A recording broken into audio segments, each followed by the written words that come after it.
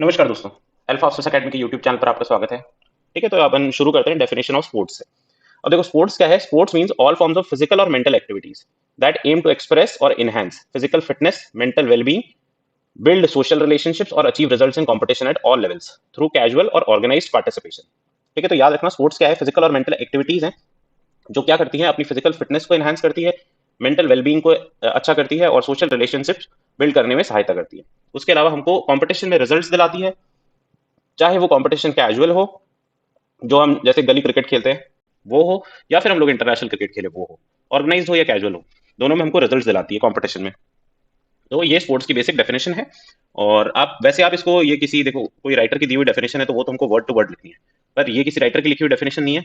तो आप इसमें से कीवर्ड्स ले लो। ठीक है, फिजिकल और मेंटल एक्टिविटीज है, और फिजिकल फिटनेस और मेंटल वेलबींग को अच्छा करती है, और अचीव कंपटीशन में रिजल्ट्स अचीव करने में हेल्प करती है। तो ऐसे कीवर्ड्स लेकर के आप डेफिनेशन खुद भी बना सकते हो। फिर बात करें कि कॉन्स्टिट्यूशन में स्पोर्ट्स के लिए क्या प्रावधान है, तो आपको बताइए कि कॉन्स्टिट्यूशन में तीन लिस्ट दी गई है: यूनियन लिस्ट, स्टेट लिस्ट और कॉन्करेंट लिस्ट। ये तीनों लिस्ट में जो स्पोर्ट्स है वो स्टेट लिस्ट का सब्जेक्ट है।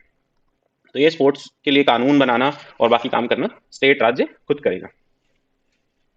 इसके अलावा अब देखो, जो हमारा पहला टॉपिक जो दिया हुआ है वो है sports policies of India and Rajasthan. तो हम इंडिया की स्पोर्ट्स पॉलिसी सबसे पहले देखते हैं। तो इंडिया में सबसे पहले 1984 में स्पोर्ट्स पॉलिसी आई। 1984 की स्पोर्ट्स पॉलिसी वैसे तो बहुत ज्यादा विस्तृत होती है, पर अपन देखें इसको 16 पॉइंट पॉलिसी भी बोलते हैं। 16 पॉइंट पॉलिसी भी इसको बोला जाता है। अब 16 पॉइंट पॉलिसी में है क्या? बहुत ही बेसिक बातें हैं, और जो आप अपने दिमाग से भी सोचोगे कि कोई स्पोर्ट्स को किसी एरिया में, किसी क्षेत्र में बढ़ाना है तो क्या क्या चीजें करनी होंगी। तो जैसे पहली चीज है कि हम इंफ्रास्ट्रक्चर को इंक्रीज करेंगे। स्पोर्ट्स के लिए जो इंफ्रास्ट्रक्चर होता है, मैदान बनाना और बच्चों के लिए हॉस्टल्स बनाना और स्कूल्स में अच्छा इंफ्रास्ट्रक्चर डेवलप करना, ये सारी चीजें करेंगे। फिर रूरल एरियाज में स्पोर्ट्स को बढ़ावा देंगे। फिर मास पार्टिसिपेशन करेंगे, विमेन पार्टिसिपेशन को बढ़ावा देंगे।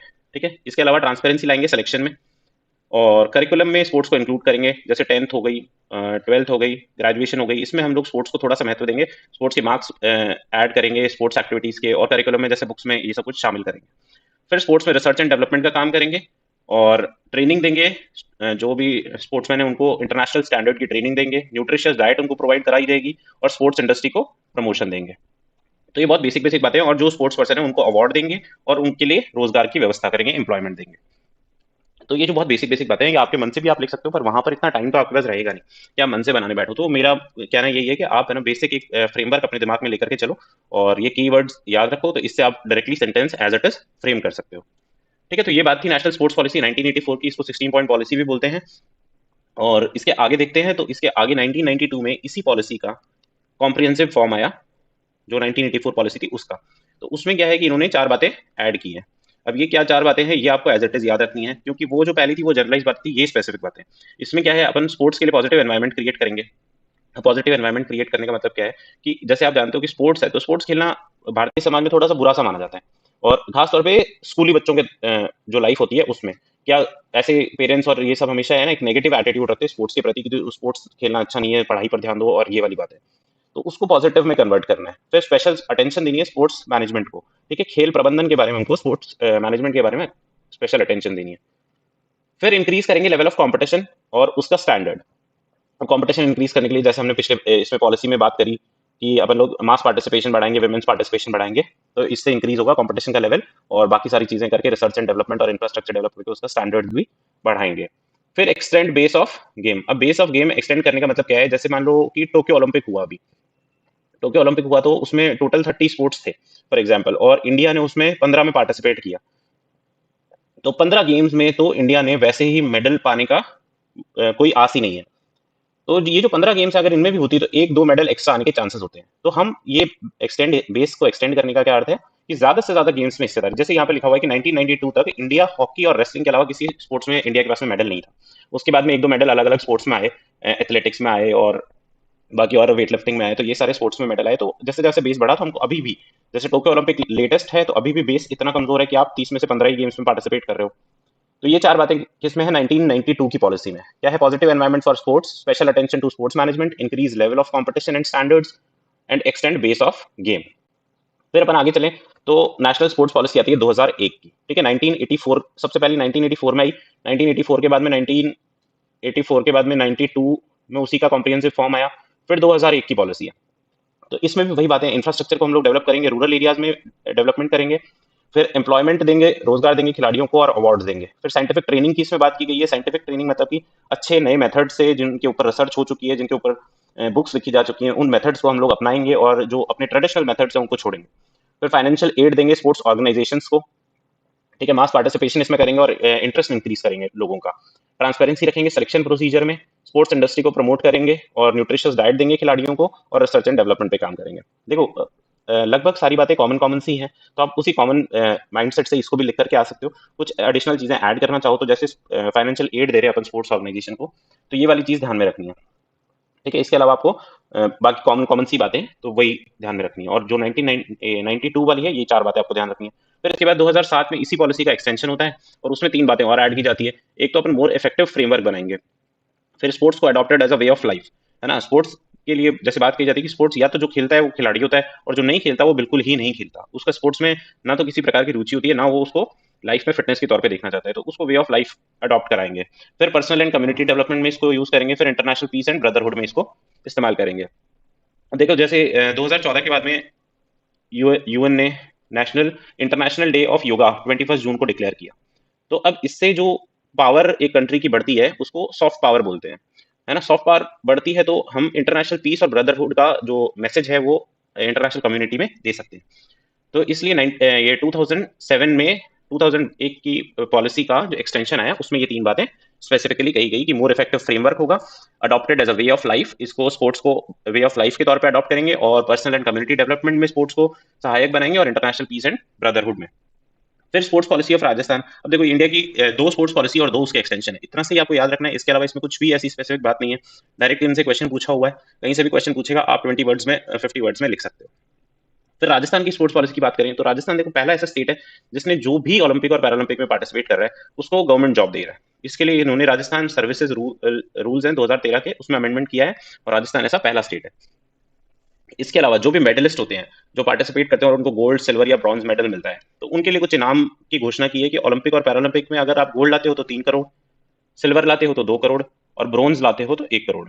और एशियन और कॉमनवेल्थ गेम्स में आप अगर गोल्ड लाते हो तो 1 करोड़, और सिल्वर लाते हो तो 60 लाख, और ब्रॉन्ज लाते हो तो 30 लाख। ये मॉनेटरी बेनिफिट्स आपको सरकार द्वारा दिए जाएंगे। परंतु जो गवर्नमेंट जॉब है वो तो सिर्फ पार्टिसिपेशन पे, अगर आप पार्टिसिपेट कर रहे हो मेडल नहीं भी ला पा रहे हो तो भी आपको गवर्नमेंट जॉब दी जाएगी। फिर अब राजस्थान में जो स्पोर्ट्स पॉलिसीज हैं वो दो स्पोर्ट्स पॉलिसी है, एक 2012 की और एक 2013 की। अभी 2022-23 में भी ये बात चली थी पर अभी तक उसका कोई फ्रेमवर्क तैयार होकर के आया नहीं है, तो 2012 और 13 वाली देख लेते हैं। इन केस अगर वो आ जाता है तो वो आपको अपडेट कर देंगे। तो इसमें क्या है, जैसी नेशनल स्पोर्ट्स पॉलिसी में बात थी वैसी ही बातें इसमें हैं, तो आप इसकी बातें देख लो। ये देखो कंपैरेटिव आप देखोगे तो स्पोर्ट्स फैसिलिटी को डेवलप करना है। अब ये स्पोर्ट्स फैसिलिटी को डेवलप करो चाहे इंफ्रास्ट्रक्चर को डेवलप करो, दोनों कॉमन सी ही बात है। फिर सर्च और नर्चर करेंगे, टैलेंट को ढूंढेंगे, अलग अलग क्षेत्रों में कौन कौन खिलाड़ी हैं और उनको ढूंढ करके उनको नर्चर करेंगे। फिर एनकरेज करेंगे जो प्लेयर्स ऑलरेडी हैं। फिर स्पोर्ट्स मैनेजमेंट खेल प्रबंधन पे विशेष ध्यान देंगे और स्पोर्ट्स एसोसिएशंस बनाएंगे। और जो 2013 की पॉलिसी है उसमें स्पोर्ट्स इंफ्रास्ट्रक्चर डेवलपमेंट के बारे में बात की गई है, रिसर्च एंड डेवलपमेंट, ठीक है, तो R&D करेंगे और साइंस एंड टेक्नोलॉजी को इसमें इन्वॉल्व करेंगे। फिर इसको स्पोर्ट्स को इंटेंसिव प्रोसेस बनाएंगे, स्पोर्ट्स जो प्लेयर्स होंगे स्पोर्ट्समैन होंगे उनको एनकरेज करेंगे, और इसमें विमेन पार्टिसिपेशन, ट्राइबल पार्टिसिपेशन को इंक्रीज करेंगे और एडवेंचर स्पोर्ट्स को इंक्लूड करेंगे, ठीक है। तो ये सारी बातें 2012 और 13 की पॉलिसी में कही गई हैं। फिर अपन बात करें तो इंपॉर्टेंस ऑफ स्पोर्ट्स की, तो इंपॉर्टेंस ऑफ स्पोर्ट्स क्या है, फिजिकल और मेंटल डेवलपमेंट में मदद करता है स्पोर्ट्स, ये टीम स्पिरिट लाता है, पर्सनालिटी इंप्रूव करता है इंसान की, ये डिफिकल्ट सिचुएशन को टैकल करने में मदद करता है, स्पोर्ट्स टूरिज्म को बढ़ावा मिलता है किसी क्षेत्र में स्पोर्ट्स है। जैसे आपने देखा अभी कतर में जब फीफा वर्ल्ड कप हुआ तो कितने लोग वहां घूमने गए और देश की इकोनॉमी को इससे बहुत फायदा होता है, और क्षेत्र विशेष की इकोनॉमी को बहुत फायदा होता है। फिर कम्युनिटी डेवलपमेंट इससे होता है, लीडरशिप क्वालिटीज डेवलप होती हैं, पर्सनल लेवल पर इंसान में डिसिप्लिन डेवलप होता है, स्पोर्ट्स डिप्लोमेसी जो मैंने पहले बात की as a soft power develop कर सकते हैं कंट्री की अगर स्पोर्ट्स कोई अच्छा है तो। फिर एम्प्लॉयमेंट में बेनिफिट मिलता है और ब्रदरहुड होती है, ठीक है। तो ये सारे इंपॉर्टेंस है, बेसिक बेसिक है, अब कोई रटने की जरूरत नहीं है, एक बार इनको 2 बार देख लोगे तो अच्छे से दिमाग में आ जाएगा। और जैसे 10 पॉइंट्स लिखे हुए हैं तो वहां पर आप 12 भी लिख सकते हो, 8 भी लिख सकते हो, ठीक है। What is the best thing about mains is, mains में कोई भी क्वेश्चन सही या गलत नहीं होता, है ना, सही या गलत नहीं होगा। कोई भी क्वेश्चन होगा तो वो ज्यादा सही या कम सही होगा। तो आपको हो सकता है 5 क्वेश्चन में 5 मार्क्स के क्वेश्चन में 5 मार्क्स मिल जाए, 5 वाले में 3 मिल जाए, 5 वाले में 2 मिल जाए, वो आप जैसे जैसे पॉइंट्स लिखोगे और आप डायग्राम्स वगैरह इंक्लूड करोगे उसके अकॉर्डिंग होगा, ठीक है, तो ये हमने स्पोर्ट्स के इंपॉर्टेंस की बात कर ली। अब एक इसमें क्वेश्चन आता है कि रीजन क्या है बैकवर्डनेस का इंडिया में, है ना, स्पोर्ट्स बैक इतना बैकवर्ड क्यों है ये एरिया। जैसे अपन यूएस देखते हैं, चाइना देखते हैं, ऑस्ट्रेलिया देखते हैं, वहां पर तो सब कुछ इतना ज्यादा अच्छा है, इतना ज्यादा इंप्रूव्ड है, तो इंडिया में ये बैकवर्डनेस क्यों है। देखो, कोई भी किसी भी चीज का कारण लिखना हो, और तो आप ये तीन चार डायमेंशन है, हम सोशोलॉजी देखेंगे तब भी ये बात करेंगे कि पॉलिटिकल, इकोनॉमिकल, कल्चरल और अदर्स, ये तीन, सोशल भी इसमें ऐड कर सकते हो। तो ये तीन चार ऐसे डायमेंशन है कि आप कहीं भी अगर आपने ये चार डायमेंशन ध्यान में रख लिए तो आप कैसे भी पॉइंट्स बना सकते हो। तो स्पोर्ट्स के लिए देखो चार डायमेंशन में क्या क्या पॉइंट्स हो सकते हैं। पॉलिटिकल में देखो तो करप्शन हो सकता है ना, ये करप्शन बहुत ज्यादा होता है इस वजह से, जैसे आपको पता है कॉमनवेल्थ गेम्स वाला घोटाला आपने बहुत बहुत अच्छे से देखा ही होगा, 2010 में जो दिल्ली में कॉमनवेल्थ गेम्स हुए थे, उसमें अच्छा खासा पैसा जो भी मिनिस्टर्स और बाकी स्पोर्ट्स अथॉरिटीज थी उनके द्वारा करप्शन किया गया था। फिर फेवरेटिज्म की बात करें, नेपोटिज्म की बात करें, तो स्पोर्ट्स में बहुत ज्यादा देखने को मिलती है। फिर इकोनॉमिकल, अगर रीजन में इकोनॉमिकल में जाएं तो हम लोग लैक ऑफ इंफ्रास्ट्रक्चर एक बहुत बड़ा कारण है, और लैक ऑफ फाइनेंसेस, मतलब जहां पर जिस देश में भुखमरी और ऐसी समस्याएं हैं तो लोग सोचते हैं कि हम स्पोर्ट्स में कैसे इन्वेस्ट करें। फिर जो प्राइवेट सेक्टर का इन्वेस्टमेंट है स्पोर्ट्स में वो बहुत ही कम है, तो ये भी एक रीजन हो गया बैकवर्डनेस का। फिर कल्चरल की बात करें तो ये मैंने आपको पहले ही बताया कि इसको करियर ऑप्शन नहीं माना जाता है स्पोर्ट्स को, है ना, करियर ऑप्शन पढ़ाई ही है, पढ़ाई के अलावा कोई और करियर ऑप्शन नहीं है, तो ये करियर ऑप्शन के तौर पे नहीं लिया जाता। फिर लो विमेन पार्टिसिपेशन बहुत ही कम है, तो इस कारण भी ये बैकवर्डनेस है। फिर अदर रीजंस में देखें तो ये करिकुलम में इसका इंक्लूड इसको नहीं किया गया इतना ज्यादा, है ना, मतलब 10th तक तो ये कोई सब्जेक्ट ही नहीं माना जाता है। उसके बाद 11th 12th में फिजिकल एजुकेशन नाम से सब्जेक्ट आता है, पर उस पर कोई विशेष ध्यान नहीं दिया जाता है। फिर glorification of winners and not focus on new players, तो ये तो भारत में लोगों की आदत ही रही है कि जो एक बार कोई खिलाड़ी जीत जाता है तो उसको तो भगवान बना देते हैं और बाकी प्लेयर्स के ऊपर कोई ध्यान नहीं देना। फिर लो हेल्थ स्टैंडर्ड्स है, जैसे कि ग्लोबल हंगर इंडेक्स है, ह्यूमन डेवलपमेंट इंडेक्स है, इसमें इंडिया की स्थिति खराब से खराब बताई जाती है, तो वो हमको कहीं ना कहीं उसका इम्पैक्ट हमको स्पोर्ट्स में देखने को मिलता है।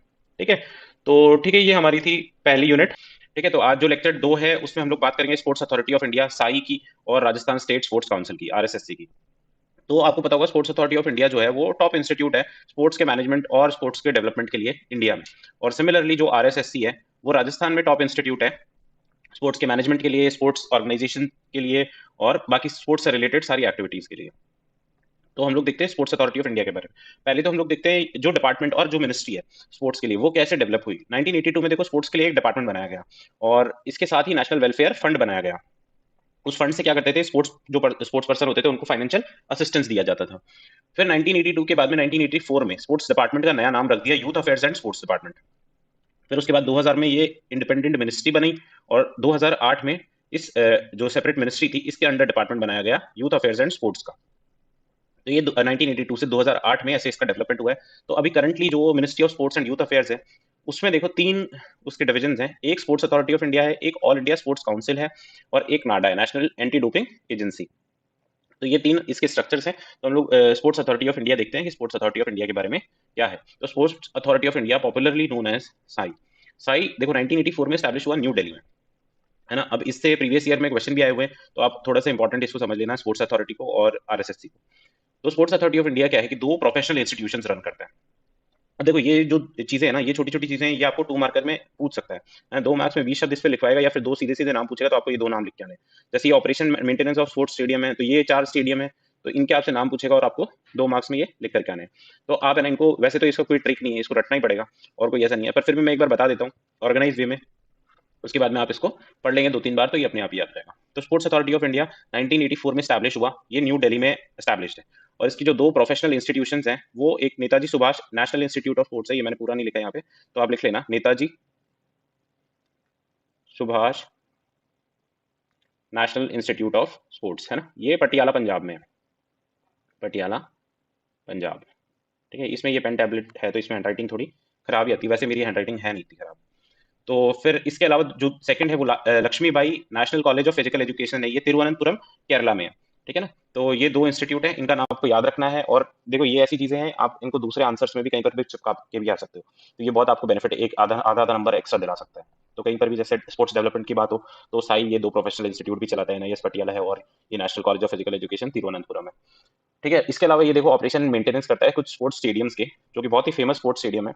उनमें से जैसे पहला है इंदिरा गांधी स्पोर्ट्स कॉम्प्लेक्स, ये न्यू दिल्ली में ही है, सारे ये न्यू दिल्ली में ही है। और दूसरा है doctor Karni Singh shooting range. फिर तीसरा है Shyama Prasad Mukherjee SPM swimming pool complex.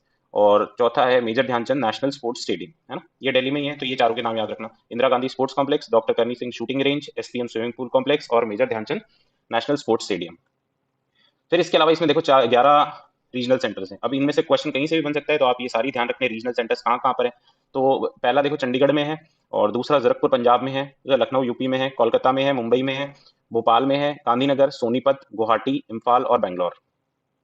ठीक है, तो ये टोटल इसके 11 रीजनल सेंटर्स हैं, तो ये आपको ध्यान में रखने हैं। और इसके अलावा जो तीन चीजें और है कि इसके 14 एक्सेलेंस सेंटर्स हैं, उत्कृष्टता केंद्र हैं, 20 स्पेशल स्पोर्ट्स एरिया हैं और 56 स्पोर्ट्स ट्रेनिंग सेंटर्स हैं। तो अब देखो इतने सारे ना तो याद होंगे, ना इनमें से कोई क्वेश्चन बनने की चांसेस नहीं है, तो आप तो ये तीन चीजें देख लेना।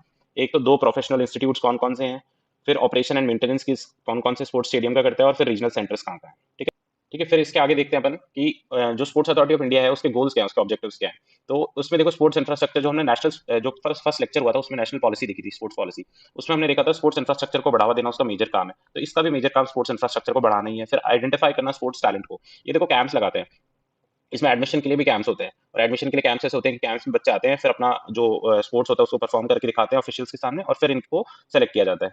फिर गवर्नमेंट द्वारा जो भी स्कीम्स चलाई जाती है उनको इंप्लीमेंट करने का काम, स्पोर्ट्स से रिलेटेड जो होती है उनको इंप्लीमेंट करने का काम स्पोर्ट्स अथॉरिटी ऑफ इंडिया का है। फिर स्पेशल फोकस करेगा स्पेसिफिक स्पोर्ट्स पे, जिनमें जैसे अपन को मेडल लाने के चांसेस ज्यादा होते हैं, जैसे कि रेसलिंग हो गया, है ना, स्विमिंग हो गया, मान लो स्विमिंग अभी बहुत ही अच्छा चल रहा है इंडिया में, और वेट लिफ्टिंग हो गया, ये सारे स्पेसिफिक स्पोर्ट्स पे स्पेशल फोकस देता है। फिर ट्रेनिंग कराता है इंटरनेशनल स्टैंडर्ड्स पे, फिर इंटरनेशनल कोऑपरेशन भी ये लेता है स्पोर्ट्स डेवलपमेंट के लिए।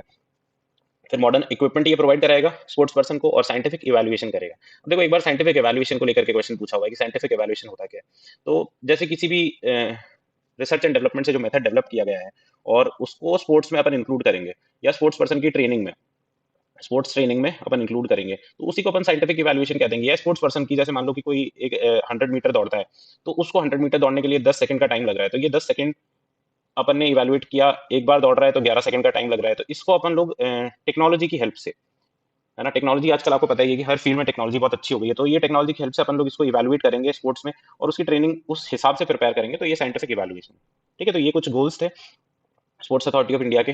फिर इसके बाद अपन लोग कुछ स्कीम्स देख लेते हैं जो साई के अंडर में आती हैं। सबसे पहले हम देखते हैं पंचायत युवा क्रीड़ा खेल अभियान, पाइका, है ना। इसका काम क्या है, देखो ये प्लेग्राउंड कंस्ट्रक्ट करेंगे पंचायत और ब्लॉक लेवल पे अगले 10 साल में, है ना। 2008 है तो 2018-19 तक, तो और 2014 में इसका नाम बदल के राजीव गांधी खेल अभियान कर दिया था, है ना। तो ये ध्यान रखना, प्लेग्राउंड कंस्ट्रक्शन का काम करेंगे पंचायत और ब्लॉक लेवल पे। फिर सेकंड है खेलो इंडिया प्रोग्राम। तो देखो इसमें 3 स्कीम्स थी अलग अलग, उनको मर्ज करके ये प्रोग्राम बनाया गया। राजीव गांधी खेल अभियान जो अपन ने देखा भी, पाइका है, उसका नाम पहले तो राजीव गांधी खेल अभियान किया, फिर उसको इसमें खेलो इंडिया में ही मर्ज कर दिया। फिर एक अर्बन स्पोर्ट्स इंफ्रास्ट्रक्चर स्कीम थी, और एक नेशनल स्पोर्ट्स टैलेंट स्कीम थी। ये 3 स्कीम ध्यान रखना, तो इनको मर्ज कर करके खेलो इंडिया प्रोग्राम स्टैब्लिश किया।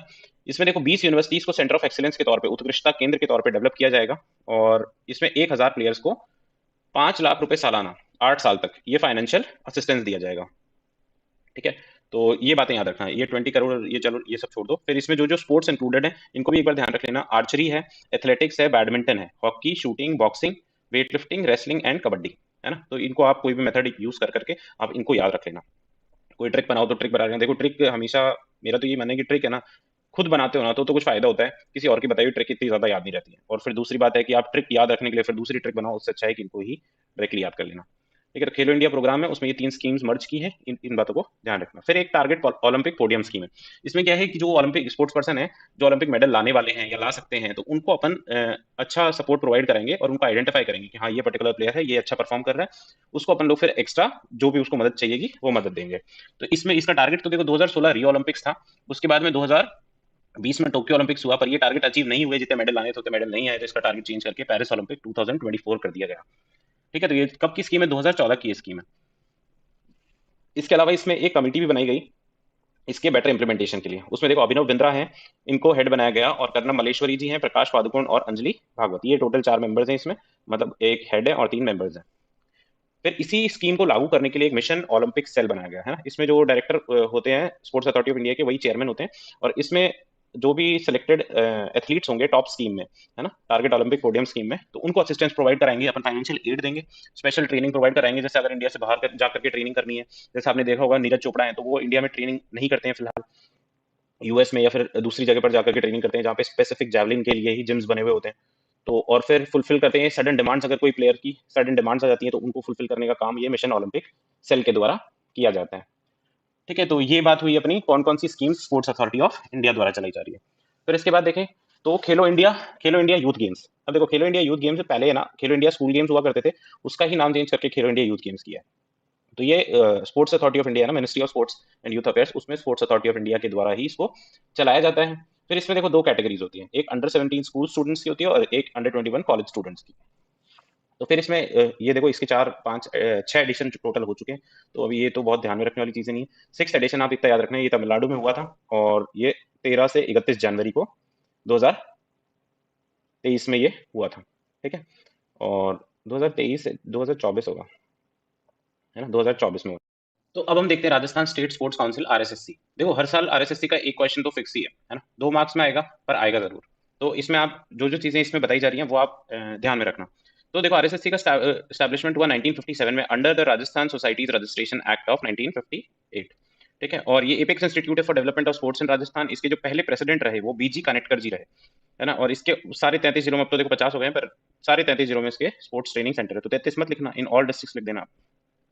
फिर आप इसके स्ट्रक्चर की देखो, ये 5 नंबर में एक बार पूछा हुआ है कि आरएसएससी का स्ट्रक्चर क्या है ना। तो इसमें देखो एक पैट्रॉन होता है जो कि गवर्नर होता है ना, गवर्नर इसका संरक्षक होता है।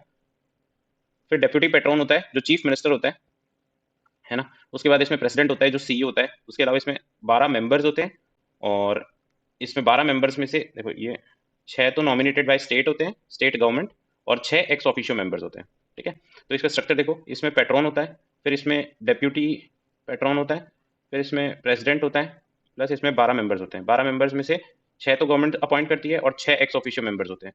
और जो 6 एक्स ऑफिशियो मेंबर्स हैं वो कौन कौन होते हैं, एक तो डायरेक्टर होता है प्राइमरी एंड सेकेंडरी एजुकेशन का, फिर कॉलेज शिक्षा विभाग के डायरेक्टर होते हैं कॉलेज एजुकेशन के, फिर इसमें सेक्रेटरी होते हैं फाइनेंस डिपार्टमेंट के, सेक्रेटरी फिर होते हैं इसमें स्पोर्ट्स डिपार्टमेंट के, फिर इसमें डायरेक्टर जनरल ऑफ पुलिस होते हैं, और डायरेक्टर होते हैं rural development and Panchayati Raj department के। जैसे ऐसे याद रखो, तो स्पोर्ट्स है तो आप प्राइमरी और सेकेंडरी एजुकेशन में इसको बढ़ावा दोगे तो उनके डायरेक्टर, कॉलेज एजुकेशन में बढ़ावा दोगे तो उनके डायरेक्टर, फिर स्पोर्ट्स है तो स्पोर्ट्स डिपार्टमेंट के सेक्रेटरी तो होंगे ही, फिर फाइनेंसेस तो हर किसी भी चीज़ के लिए चाहिए तो उसके सेक्रेटरी भी होंगे। फिर रूरल एरियाज में अपन हमेशा से बात कर ही रहे हैं कि डेवलपमेंट करना है तो उसके जो डायरेक्टर होते हैं वो, और डायरेक्टर जनरल ऑफ पुलिस, है ना। तो ये स्ट्रक्चर इसका ध्यान में रखना है। फिर इसके फंक्शंस क्या क्या हैं, तो इसके फंक्शन में देखो पहला फंक्शन देखो, ये समर ट्रेनिंग कैंप ऑर्गेनाइज कराता है। इसके अलावा ये residential summer training camp organise कराता है माउंट आबू में 1959 से। फिर tribal summer residential training camp है, ये एसआरटीसी देखना, समर रेजिडेंशियल ट्रेनिंग कैंप है, ये डूंगरपुर में ऑर्गेनाइज कराता है।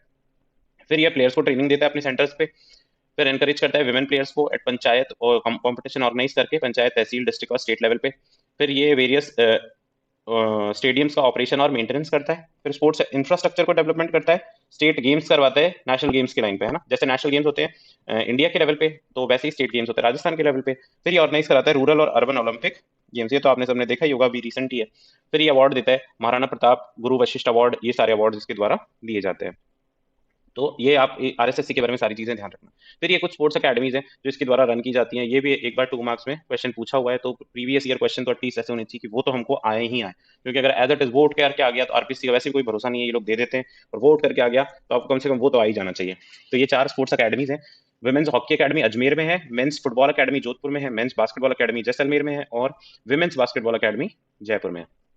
तो ये आप चारों अकेडमीज के नाम ध्यान रखना। फिर इसके अलावा देखो, अब ये पुराना हो गया वैसे, ये कोई काम का है नहीं वैसे, Rajiv Gandhi rural Olympics games, rural और अर्बन ओलंपिक गेम्स, है ना, तो ये याद रख लेना वैसे ही, पर ये पुराना हो गया तो ये बहुत ज्यादा काम का नहीं है। ठीक है, तो ये हमने 2 लेक्चर्स कंप्लीट कर लिए हैं। ठीक है, तो आज हम लोग शुरू कर रहे हैं लेक्चर 3, जो कि है national and Rajasthan state level के अवार्ड्स, है ना, स्पोर्ट्स के लिए। जो स्पोर्ट्स में अलग अलग अवार्ड दिए जाते हैं नेशनल लेवल पे और राजस्थान के स्टेट लेवल पे, उसके बारे में आज हम बात करने वाले हैं। तो देखते हैं सबसे पहला अवार्ड, मेजर ध्यानचंद खेल रत्न अवार्ड। अब देखो अवार्ड देखेंगे तो हम लोग पहले कुछ कुछ कॉमन चीजें कि ये कब स्टैब्लिश्ड हुए थे, है ना, इनमें प्राइस क्या दिया जाता है, अगर इसमें कोई क्राइटेरिया रखा गया है तो वो क्राइटेरिया क्या है, फिर इसके लिए जो कमिटी बनाई गई है जिसके द्वारा ये सिलेक्शन किया जाएगा वो क्या है, और फिर उसके अलावा विनर्स कौन कौन है ना, तो इनके बारे में देखेंगे। अब स्पोर्ट्स पर्सनालिटी नाम से भी एक टॉपिक इस सब्जेक्ट में दिया हुआ है, तो वो भी इसके अंदर थोड़ा बहुत कवर हो जाएगा। जो भी इसके विनर्स हैं वो ऑब्वियसली जो स्पोर्ट्स पर्सनालिटीज हैं उनको ही अवार्ड भी दिए जाते हैं। ठीक है, तो ये हम लोग देखते हैं मेजर ध्यानचंद खेल रत्न अवार्ड। तो ये कब स्टैब्लिश हुए, ये स्टैब्लिश हुए 91-92 में। ठीक है, इसको पहले ही इसका नाम रखा हुआ था राजीव गांधी खेल रत्न अवार्ड, बाद में नाम चेंज करके मेजर ध्यानचंद खेल रत्न अवार्ड कर दिया। इसमें जो प्राइस दिया जाता है वो 25 लाख रुपीज तो दिए जाते हैं कैश, और उसके अलावा सर्टिफिकेट दिया जाता है, मेडल दिए जाते हैं, और टाई और एक ब्लेजर दिया जाता है। अच्छा, ये सर्टिफिकेट मेडल ये सारी आप सब कॉमन सब में लिख सकते हो। ये प्राइस अलग अलग होते हैं, तो ये वाला थोड़ा सा स्पेसिफिकली ध्यान रखना है कि इसमें कितना है, 25 लाख है। फिर इसमें क्राइटेरिया क्या है, तो 80% तो परफॉर्मेंस बेसिस पे होगा कि कितनी किसकी अच्छी परफॉर्मेंस रहती है उस बेसिस पे। फिर जो बाकी 20% है वो सिलेक्शन कमेटी का वेटेज होगा। ठीक है, आगे देखेंगे हम लोग सिलेक्शन कमेटी में कौन कौन है। फिर इसके लिए जो प्रपोजल होगा अवार्ड का वो भेज सकता है, या तो लोकसभा एमपी भेज सकता है, या कोई एमएलए भेज सकता है, या स्पोर्ट्स अथॉरिटी ऑफ इंडिया के द्वारा भेजा जा सकता है, या फिर नेशनल स्पोर्ट्स फेडरेशन द्वारा। ठीक है, तो ये इसका प्रपोजल भेजने के लिए। अच्छा, आप देखो ये प्रपोजल का भी 2 मार्क्स में डायरेक्टली क्वेश्चन पूछे, जैसे सिलेक्शन कमेटी का पहले पूछा हुआ है, और तो ऐसे है ना 2 मार्क्स में ये छोटे छोटे क्वेश्चन बनते हैं, तो इनका ध्यान रखना। फिर ये जो अवार्ड है ना, ये लाइफ में एक ही बार दिया जाता है, और इसको पॉस्टमसली मरणोपरांत भी ये अवार्ड दे सकते हैं। फिर बात करते हैं इसकी जो सिलेक्शन कमेटी है। अच्छा, इसकी सिलेक्शन कमेटी की बात करने से पहले मैं आपको एक करेक्शन छोटा सा। हाँ, जो आरएसएससी का हमने स्ट्रक्चर देखा था ना, उसमें पिछले वीडियो में थोड़ी सी हल्की मिस्टेक है। इसमें देखो पेट्रॉन होता है जो कि गवर्नर होता है, ये हमने बात की थी। फिर डेप्यूटी पेट्रॉन होता है जो कि सीएम होता है, ये भी हमने बात की थी। इसका प्रेसिडेंट होता है जो सीईओ होता है ना आरएसएससी का, वो इसका प्रेसिडेंट होता है। इसमें 12 मेंबर्स तो नॉमिनेटेड बाय स्टेट होते हैं, और उसके अलावा 6 मेंबर्स होते हैं। मैंने पहले जो बताया था, तब ये 12 मेंबर्स में से ही 6 मेंबर्स मैंने काउंट कर लिए थे, पर ये 12 अलग हैं और ये 6 अलग है। ठीक है ना, तो ये वाली चीज ध्यान रखना, उसमें थोड़ा सा मिस्टेक हो गया था। ठीक है, तो ये आरएसएससी वाला था। और अब इसकी जो सिलेक्शन कमेटी है उसमें देखो आप 12 टोटल मेंबर्स हैं। पहला तो देखो चेयरमैन होता है, ये मिनिस्ट्री ऑफ स्पोर्ट्स के द्वारा नॉमिनेटेड होता है। दूसरा स्पोर्ट्स एडमिनिस्ट्रेटर होता है, खेल प्रशासक होता है एक। फिर एक होता है रिप्रेजेंटेटिव स्पोर्ट्स मिनिस्ट्री का, चेयरमैन अलग है, वो नॉमिनेटेड है, और एक रिप्रेजेंटेटिव होता है स्पोर्ट्स मिनिस्ट्री का। एक डायरेक्टर जनरल है स्पोर्ट्स अथॉरिटी ऑफ इंडिया का। फिर 4 इसमें एमिनेंट स्पोर्ट्स पर्सन हैं, जो नामी नामी खिलाड़ी जो हैं वो जुड़े हुए हैं। फिर 3 स्पोर्ट्स एक्सपर्ट्स हैं, और एक एमिनेंट पैरा स्पोर्ट्स पर्सन है।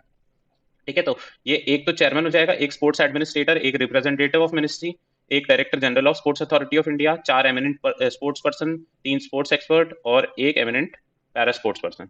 ठीक है, ये बहुत इंपॉर्टेंट है, पहले पूछा भी गया है, तो ये आप याद रखना। और सिलेक्शन कमेटी और प्राइस तो हम लोग हर अवार्ड के बारे में ध्यान ही रखेंगे। फिर इसमें विनर्स देखो, तो विनर्स में कौन कौन है। इसके जो पहले विनर थे वो विश्वनाथन आनंद थे, 91 में इनको ये अवार्ड मिला था। उसके अलावा जो पहली महिला विनर है इसकी, वो कर्णम मल्लेश्वरी हैं। फिर इस इनके अलावा देखो अभिनव बिंद्रा, पंकज अडवाणी। फिर 2022 में शरद कमल हैं, इनको मिला है। 2023 में सात्विक साईराज और चिराग शेट्टी हैं, है ना, ये बैडमिंटन में जोड़ी है, तो आप ये याद रखना, ये भी दोनों करंट में भी हैं, तो आप कहीं पर भी एग्जाम्पल कोट करो तो ये डाल देना। ठीक है, तो ये 4-5 लोग तो ये हैं। फिर राजस्थान स्पेसिफिक से देखें तो कौन कौन है जिनको ये मिला हुआ है। एक राज्यवर्धन सिंह राठौड़ है, एक देवेंद्र झाझड़िया जी हैं, इनको मिला है। मिथाली राज क्रिकेटर हैं, उनको मिला है। अवनी लेखरा को मिला है, और कृष्णा नागर को मिला है।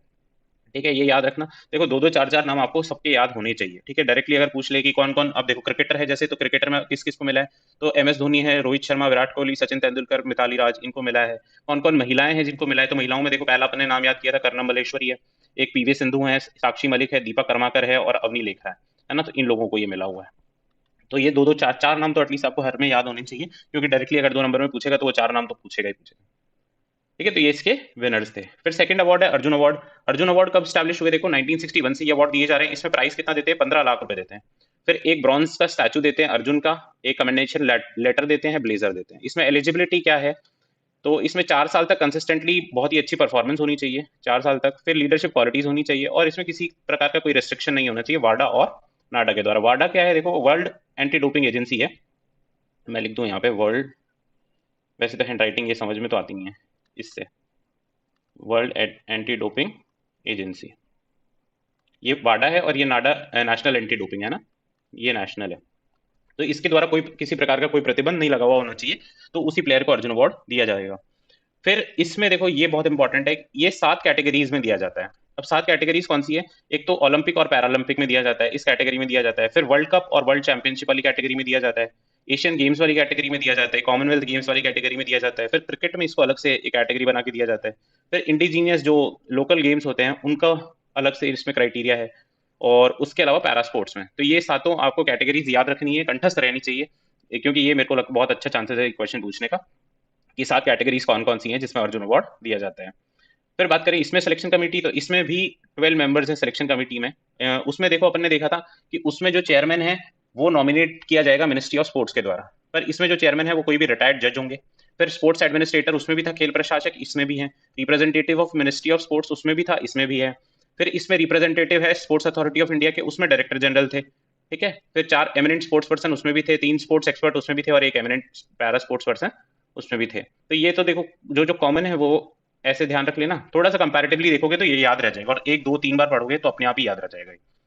दोनों में 12 12 मेंबर्स ही हैं, ये भी कॉमन बात है, ठीक है। और इसके अब विनर्स इसके कौन कौन से हैं, तो ये जब इनिशियली इस्टेब्लिश हुआ था तब इसमें डॉक्टर करनी सिंह हैं, सलीम दुरानी जी हैं, नंदू नाटेकर और सरबजीत सिंह, ये 4 लोगों का नाम ध्यान रखना। इनको मिला 2022 में देखो निखत जरीन, लक्ष्य सेन, ओम प्रकाश मिठरवाल और सुशीला देवी, इनको मिला। और 2023 में दिव्य कीर्ति सिंह और मोहम्मद शामी, ये 2023 वाला नाम ध्यान रखना, और दिव्य कीर्ति सिंह का नाम तो स्पेशली ध्यान ही रखना, ठीक है। ये घुड़सवारी करके इक्विस्टेरियन एक गेम होता है, उसमें उसमें इनको अभी ये मेडल मिला है ना, अर्जुन अवार्ड मिला है, ठीक है। इसके अलावा इसमें जो राजस्थान से जो जो विनर्स हैं, अब देखो ये जो हैं ये भी नागौर राजस्थान के रहने वाले हैं, दिव्य कीर्ति सिंह और ओम प्रकाश मिठरवाल है, ये राजस्थान पुलिस में ऑफिसर हैं, डॉक्टर करनी सिंह है ये राजस्थान के ही हैं, सलीम दुरानी का भी राजस्थान से रिलेशन रहा है। तो ये विनर्स फ्रॉम राजस्थान कौन कौन से हैं, एक तो देखो हनुमान सिंह है, बास्केटबॉल प्लेयर थे ये, बास्केटबॉल जैसा कि आप जानते होंगे राजस्थान का स्टेट स्पोर्ट भी है बास्केटबॉल। फिर कृष्णा पुनिया है, उनको मिला है, डॉक्टर करनी सिंह को मिला है, अपूर्वी चंदेला, देवेंद्र झाझरिया जी को मिला है, मगन सिंह राजवी, सुंदर सिंह गुर्जर और सलीम दुरानी, है ना। ये 8, कोई भी 4 5 नाम याद रहे तो वो रख लेना। फिर इसके बाद द्रोणाचार्य अवार्ड है, तो द्रोणाचार्य अवार्ड देखो किसको दिया जाता है, ये 2 कैटेगरीज में दिया जाता है, एक लाइफ टाइम कैटेगरी होती है, एक रेगुलर कैटेगरी होती है। ये 1985 से दिया जा रहा है और कोचेस को दिया जाता है, अब तक 153 कोचेस को, अब तक कितने को दिया है ये कोई काम का नहीं है, पर कोचेस को दिया जाता है। अब इसमें 15 लाख रुपए का प्राइस तो दिया जाता है लाइफ टाइम कैटेगरी में, और रेगुलर कैटेगरी मतलब कि जो रेगुलरली ईयरली देते हैं उसमें 10 लाख रुपए दिए जाते हैं। फिर इसके अलावा एक आइडल आइडल दिया जाता है गुरु ड्रोन का, है ना, गुरु ड्रोन है उनका, और एक साइटेशन, एक ट्रेडिशनल ड्रेस दिया जाता है। फिर एलिजिबिलिटी की बात करें तो इसमें ऐसे कोच को ये दिया जाएगा जिसने किसी ऐसे प्लेयर को कोच किया हो जो या तो ओलंपिक पैरालंपिक वर्ल्ड कप या वर्ल्ड चैंपियनशिप में मेडल लाया हो, या गोल्ड मेडल लाया हो एशियन और कॉमनवेल्थ में, या फिर वर्ल्ड रिकॉर्ड बनाया हो किसी भी इंटरनेशनल स्पोर्ट्स फेडरेशन द्वारा रिकॉग्नाइज्ड, है ना। और इसके अलावा रेज किया हो स्टैंडर्ड किसी भी इंडिजीनियस स्पोर्ट का फॉर 3 इयर्स, ठीक है। तो ये कुछ एलिजिबिलिटी क्राइटेरियाज हैं। अगर कोई ऐसा कोच है जिसने कोई किसी प्लेयर को कोच किया है जिन्होंने इनमें से कुछ किया है तो उसको ये अवार्ड दिया जाएगा, उस कोच को ये अवार्ड दिया जाएगा। फिर इसमें जो सिलेक्शन कमेटी है उसमें 10 मेंबर है, याद होगा आपको, पहले वाली में 12 थे, दूसरे में है ना 12 थे, तो इसमें 10 ही हैं। कौन कौन है, चेयरमैन होगा इसका जो कि नॉमिनेटेड होगा मिनिस्ट्री ऑफ स्पोर्ट्स के द्वारा, फिर खेल प्रशासक एक होगा इसमें, रिप्रेजेंटेटिव होगा मिनिस्ट्री का या फिर साई का, ठीक है। और 3 कोचेज होंगे इसमें जो जो अर्लियर विनर्स होंगे, 2 एमिनेंट स्पोर्ट्स पर्सन होंगे और 2 एक्सपर्ट्स होंगे, ठीक है। तो ये टोटल 10 मेंबर्स इसमें हैं। इसमें भी जो विनर्स हैं उनका नाम याद रखना है अपने को, 4 5 विनर्स तो आपको याद ही रखने हैं, और जैसे मैंने तो ये बहुत ही कम नाम इसमें ऐड किए हैं, तो आप इतने तो 10 20 नाम जो भी हैं ये याद रख ही लेना, 20 नंबर का आएगा पूरा है, तो थोड़ी तो मेहनत करनी पड़ेगी। तो बालचंद्र भास्कर है इसमें 1985 में, ओम नाम्बियार, ओम प्रकाश भारद्वाज, ये 3 जनों को है। फिर 2022 में ये दिया गया था रेगुलर कैटेगरी में, जीवनजोत सिंह, मोहम्मद अली कमर और सुजीत मान और सोमा सिद्धार्थ सिरूर, ये 4 लोगों को। और लाइफ टाइम अचीवमेंट में दिया गया था ये दिनेश जवाहर लाल, क्रिकेटर थे ये, और राज सिंह रेसलिंग के लिए, और बिमल प्रफुल्ल, इनको दिया गया था। जो राजस्थान से आज तक जीते हैं उसमें देख लो वीरेंद्र पूनिया है, फिर गुरु हनुमान है, और श्याम सुंदर राव है, और अनूप कुमार है। इसके अलावा एक रिपु दमन सिंह है, इनका नाम आप विशेषतर ध्यान रखना क्योंकि ये फर्स्ट ऐसे कोच है जिनको ट्रेनिंग, पैरा स्पोर्ट्समैन को ट्रेनिंग देने के लिए उनको ये अवार्ड दिया गया है, रिपु दमन सिंह, ठीक है। तो ये आपको सारे नाम ध्यान रखने हैं, देखो बहुत ज्यादा नाम हैं परंतु ये याद रखने पड़ेंगे, इससे कोई और इलाज नहीं है। फिर इसके बाद है ध्यानचंद अवार्ड। अब ध्यानचंद अवार्ड कब से दिए जा रहे हैं, ये 2002 से दिए जा रहे हैं। अब इसमें क्या है, एक तो मिनिस्ट्री ऑफ स्पोर्ट्स द्वारा ये दिया जाता है, अपने जो पहले अवार्ड पढ़े ये मिनिस्ट्री ऑफ स्पोर्ट्स के द्वारा ही दिए जा रहे हैं, नेशनल लेवल के अवार्ड्स हैं तो ये सेंट्रल गवर्नमेंट की मिनिस्ट्री के द्वारा दिए जाते हैं। फिर इसमें जो प्राइस है वो 10 लाख रुपए है, स्टैचू देते हैं इसमें मेजर ध्यानचंद का, और कमेंडेशन लेटर मिलता है और ट्रेडिशनल ड्रेस मिलती है। अब इसमें जो एलिजिबिलिटी है वो देखो यूनिक है, स्पोर्ट्स पर्सन कोई भी ऐसा जिसने स्पोर्ट्स को बढ़ावा देने के लिए काम किया हो रिटायरमेंट के बाद भी, है ना, तो उसको ये अवार्ड दिया जाता है। फिर इसकी सिलेक्शन कमेटी में टोटल 9 मेंबर्स होते हैं, देखो पहले में 12, फिर 12, फिर 10, फिर अब 9, ठीक है ना। तो कौन कौन है, एक तो चेयरमैन होगा nominated by sports ministry, sports administrator होगा, स्पोर्ट्स प्रशासक होगा, रिप्रेजेंटेटिव ऑफ साई होगा, 4 एमिनेंट प्लेयर्स होंगे और 2 एक्सपर्ट्स होंगे, ठीक है। तो ये टोटल इसमें 9 मेंबर्स हैं। फिर 2022 में इसमें देखो विनर्स 2022 के लिखे हुए हैं, तो ये याद कर लेना, बीसी सुरेश है कबड्डी के ये प्लेयर है, और अश्विन अकुंजी है एथलेटिक्स से, और धर्मवीर सिंह है हॉकी से, तो ये 3 का नाम इसमें ध्यान रखना। फिर इसके अलावा देखो ये तो मेजर मेजर अवार्ड्स है, इसके अलावा कुछ और अवार्ड्स हैं, मौलाना अबुल कलाम आजाद ट्रॉफी, फिर तेंजिंग नॉर्गे अवार्ड और नेशनल स्पोर्ट्स प्रमोशन अवार्ड। अब ये क्या क्या है अवार्ड्स, इसके बारे में देखते हैं। जो ये मौलाना अबुल कलाम आजाद ट्रॉफी है, ये तो बेस्ट परफॉर्मिंग यूनिवर्सिटी को दी जाती है स्पोर्ट्स में, है ना। जो स्पोर्ट्स यूनिवर्सिटी गेम्स होते हैं उसमें जो बेस्ट परफॉर्मिंग होती है उसको ये दिया जाता है। 1956-57 से दिया जा रहा है। इसमें जो फर्स्ट प्राइज होता है वो 15 लाख, सेकंड प्राइज 7.5 लाख और थर्ड प्राइज कितना है 4.5 लाख। फिर फर्स्ट विनर इसमें कौन है, बॉम्बे यूनिवर्सिटी फर्स्ट विनर थी इसकी, मतलब 1956-57 में जब ये पहली बार हुए थे। पर ये जो इंपॉर्टेंट बात है वो है गुरु नानक देव यूनिवर्सिटी जो अमृतसर में है, वो 24 बार ये ट्रॉफी जीती है। ठीक है, तो ये मौलाना अबुल कलाम आजाद ट्रॉफी। अब 2 नंबर में ही आपसे ज्यादा से ज्यादा पूछेगा तो ये सारी बातें आपको लिखनी है। फिर तेंजिंग नॉर्गे अवार्ड है, तो तेंजिंग नॉर्गे के बारे में आप जानते हो कि ये एडवेंचर है ना, माउंटेन क्लाइंबिंग से रिलेटेड है। तो 1994 से ये मिनिस्ट्री ऑफ स्पोर्ट्स के द्वारा दिया जा रहा है। फिर इसमें क्या 5 लाख रुपए देते हैं और एक आइडल देते हैं, तेंजिंग नॉर्गे की एक मूर्ति देते हैं। फिर इसमें 2 कैटेगरीज होती है अलग अलग, वाटर एडवेंचर और लैंड एडवेंचर की। फिर नेशनल स्पोर्ट्स प्रमोशन अवार्ड, ये किसी पीएसयू प्राइवेट कंपनी और एनजीओ को दिया जाता है, 2009 से दिया जा रहा है। और इसमें 4 कैटेगरीज होती हैं। एक तो कोई ऐसी पीएसयू कंपनी ऐसी हो जो यंग टैलेंट को आइडेंटिफाई करने के लिए कोई प्रोग्राम चला रही हो, तो उसको दिया जाएगा। फिर यंग प्लेयर्स की ट्रेनिंग के लिए कोई इंतजाम करती है तो उसको दिया जाएगा। फिर सीएसआर के थ्रू जो कंपनी सोशल रिस्पॉन्सिबिलिटी है या कॉर्पोरेट सोशल रिस्पॉन्सिबिलिटी है, उसके थ्रू अगर कोई स्पोर्ट्स को प्रमोट करता है। हम पब्लिक एडमिनिस्ट्रेशन जब देखेंगे तब देखेंगे सीएसआर में ज्यादातर जो भी काम हुआ है वो हेल्थ और एजुकेशन सेक्टर में हुआ है ना। जबकि सीएसआर को खर्च करने के लिए कोई ऐसी बाध्यता नहीं है कि ये 2 सेक्टर में ही खर्च किया जाए, और बहुत वाइड स्कोप है। परंतु फिर भी इसी में काम हो रहा है, तो स्पोर्ट्स के लिए अगर कोई करता है तो उसको ऐसा अवार्ड दिया जाता है। फिर एम्प्लॉयमेंट देता है अगर स्पोर्ट्स पर्सनल को, जैसे आपको पता है जैसे रेलवे में अलग से भर्तियां होती है, जैसे इंडियन ऑयल कॉर्पोरेशन होता है, ओएनजीसी होता है, इनकी अलग से टीम्स होती हैं, ये लोग प्लेयर्स को रिक्रूट करते हैं, ऑफिसर लेवल तक पे रिक्रूट करते हैं। स्पोर्ट्स के लिए अलग ये लोग कोटा निकालते हैं, तो ऐसा काम करने वाली कंपनीज को भी ये अवार्ड दिया जाएगा। ये टोटल 4 कैटेगरीज हैं, तो ये नेशनल स्पोर्ट्स प्रमोशन अवार्ड। ठीक है, तो ये जो हमने देखे ये अवार्ड्स थे नेशनल लेवल के। अब इसके बाद हम लोग देखते हैं स्टेट लेवल। ठीक है, तो हमने नेशनल लेवल के जितने अवार्ड्स थे वो अवार्ड्स देख लिए। अब हम लोग जो स्टेट लेवल के अवार्ड्स हैं उनके बारे में बात करते हैं। कौन कौन से स्टेट लेवल पे अवार्ड दिए जाते हैं। महाराणा प्रताप अवार्ड है, गुरु वशिष्ठ अवार्ड है, ये प्लेयर्स को दिया जाता है। गुरु वशिष्ठ अवार्ड है, ये कोचेस को दिया जाता है। राजस्थान स्टेट खेल रत्न अवार्ड है, ये भी प्लेयर्स को दिया जाता है। और एक राइजिंग स्टार अवार्ड है, ये जूनियर प्लेयर्स को दिया जाता है। ठीक है, तो इसमें क्या क्या बातें हैं हम लोग देखते हैं। महाराणा प्रताप अवार्ड है, ये देखो 1982 में आरएसएससी के द्वारा स्टैब्लिश किया गया है, आरएसएससी द्वारा दिया जाता है, 1982 में स्टैब्लिश्ड है। इसमें प्राइस कितना है, 5 लाख रुपए दिए जाते हैं। स्टैचू दी जाती है, एक महाराणा प्रताप का स्टैचू दिया जाता है। फिर कमेंडेशन लेटर दिया जाता है इसमें, और एक ट्रेडिशनल कॉस्ट्यूम दी जाती है। उसके अलावा इसमें एलिजिबिलिटी क्या है, एक प्लेयर है वो पिछले 3 साल से अच्छा परफॉर्म करना चाहिए नेशनल और इंटरनेशनल लेवल पे, और इस जिस साल उसका नॉमिनेशन हुआ है उस साल उसका जो परफॉर्मेंस है वो बेस्ट परफॉर्मेंस होना चाहिए। ठीक है, तो ये महाराणा प्रताप अवार्ड है। इसमें जो सिलेक्शन कमेटी होगी उसमें कौन कौन मेंबर्स होंगे उसके बारे में देखते हैं। 6 मेंबर्स इसमें टोटल हैं। हमने पहले भी बात करी 12 मेंबर्स, फिर अपने अर्जुन अवार्ड में देखा 12 मेंबर्स, फिर 10 मेंबर्स, फिर 9 मेंबर्स। अब ये जो स्टेट अवार्ड है उसमें देखो 6 मेंबर्स की सिलेक्शन कमेटी है। प्रेसिडेंट होगा उसमें, जो सीईओ होंगे आरएसएससी के वही प्रेसिडेंट होंगे। फिर डेप्यूटी सेक्रेटरी होगा इसमें स्पोर्ट्स डिपार्टमेंट का, है ना, ये याद रखना, स्पोर्ट्स डिपार्टमेंट के डेप्यूटी सेक्रेटरी होंगे। फिर सेक्रेटरी होंगे इसमें आरएसएससी के स्पोर्ट्स एडमिनिस्ट्रेटर होंगे, और 2 अर्जुन अवार्ड विनर्स होंगे राजस्थान से। ठीक है, तो ये इसकी सिलेक्शन कमेटी है। फिर इसमें जो विनर्स हैं वो कौन कौन है, फर्स्ट तो इसके जो विनर है वो डॉक्टर करनी सिंह है। फिर उसके अलावा इसमें देखो हमीदा बानो है, वर्षा सोनी, लक्ष्मण सिंह है, और अभिलेख पराशर हैं जिमनास्टिक्स से, मनोहर लाल विश्नोई है साइकिलिंग से, सुमन ढाका, सुंदर सिंह गुजर। ठीक है, ये इसमें विनर्स हैं। तो ये महाराणा प्रताप अवार्ड। फिर अपन गुरु वशिष्ठ अवार्ड की बात करें तो ये देखो कोचेस को दिया जाता है, इसमें 5 लाख रुपए दिए जाते हैं। गुरु वशिष्ठ की एक मूर्ति दी जाती है, कमेंडेशन लेटर दिया जाता है, और ट्रेडिशनल ड्रेस। ये तो दोनों कॉमन ही है, आप सब में लिख के आ जाओ भले। फिर given to coaches who have train players, है ना, नेशनल और इंटरनेशनल लेवल के जो प्लेयर्स हैं उनको ट्रेन किया है, उन कोचेस को ये दिया जाता है। फिर सिलेक्शन कमेटी की बात करें तो इसमें 6 मेंबर्स होते हैं, और ये 6 मेंबर्स देखो आप, है ना, मैं आपको वैसे ही बता देता हूँ, इसमें लिखे हुए नहीं है। पर ये 6 मेंबर्स कौन कौन से हैं। एक तो इसमें प्रेसिडेंट होते हैं, जो स्टेट स्पोर्ट्स मिनिस्टर होते हैं वही इसके प्रेसिडेंट होते हैं। और उसके अलावा इसमें सीईओ होते हैं आरएसएससी के, और उसके अलावा डेप्यूटी सेक्रेटरी होते हैं स्पोर्ट्स डिपार्टमेंट के, और स्पोर्ट्स मिनिस्टर होते हैं। और अब यहाँ पे लिख दूं क्या, प्रेसिडेंट, प्रेसिडेंट, है ना, स्पोर्ट्स मिनिस्टर होंगे, स्पोर्ट्स मिनिस्टर, है ना, प्रेसिडेंट तो आप ऐसे याद रख लो। और बाकी देखो कौन कौन है, सीईओ होंगे आरएसएससी के, deputy secretary of sports department, sports administrator, और 2 अर्जुन अवार्ड विनर्स होंगे जो राजस्थान से। इसमें जो जो थे ना वही वही है इसमें, बस इसमें ये स्पोर्ट्स एडमिनिस्ट्रेटर भी है, अर्जुन अवार्ड विनर भी है, पर इसमें जो प्रेसिडेंट है वो सीईओ आरएसएससी नहीं होंगे, और वो स्पोर्ट्स मिनिस्टर होंगे।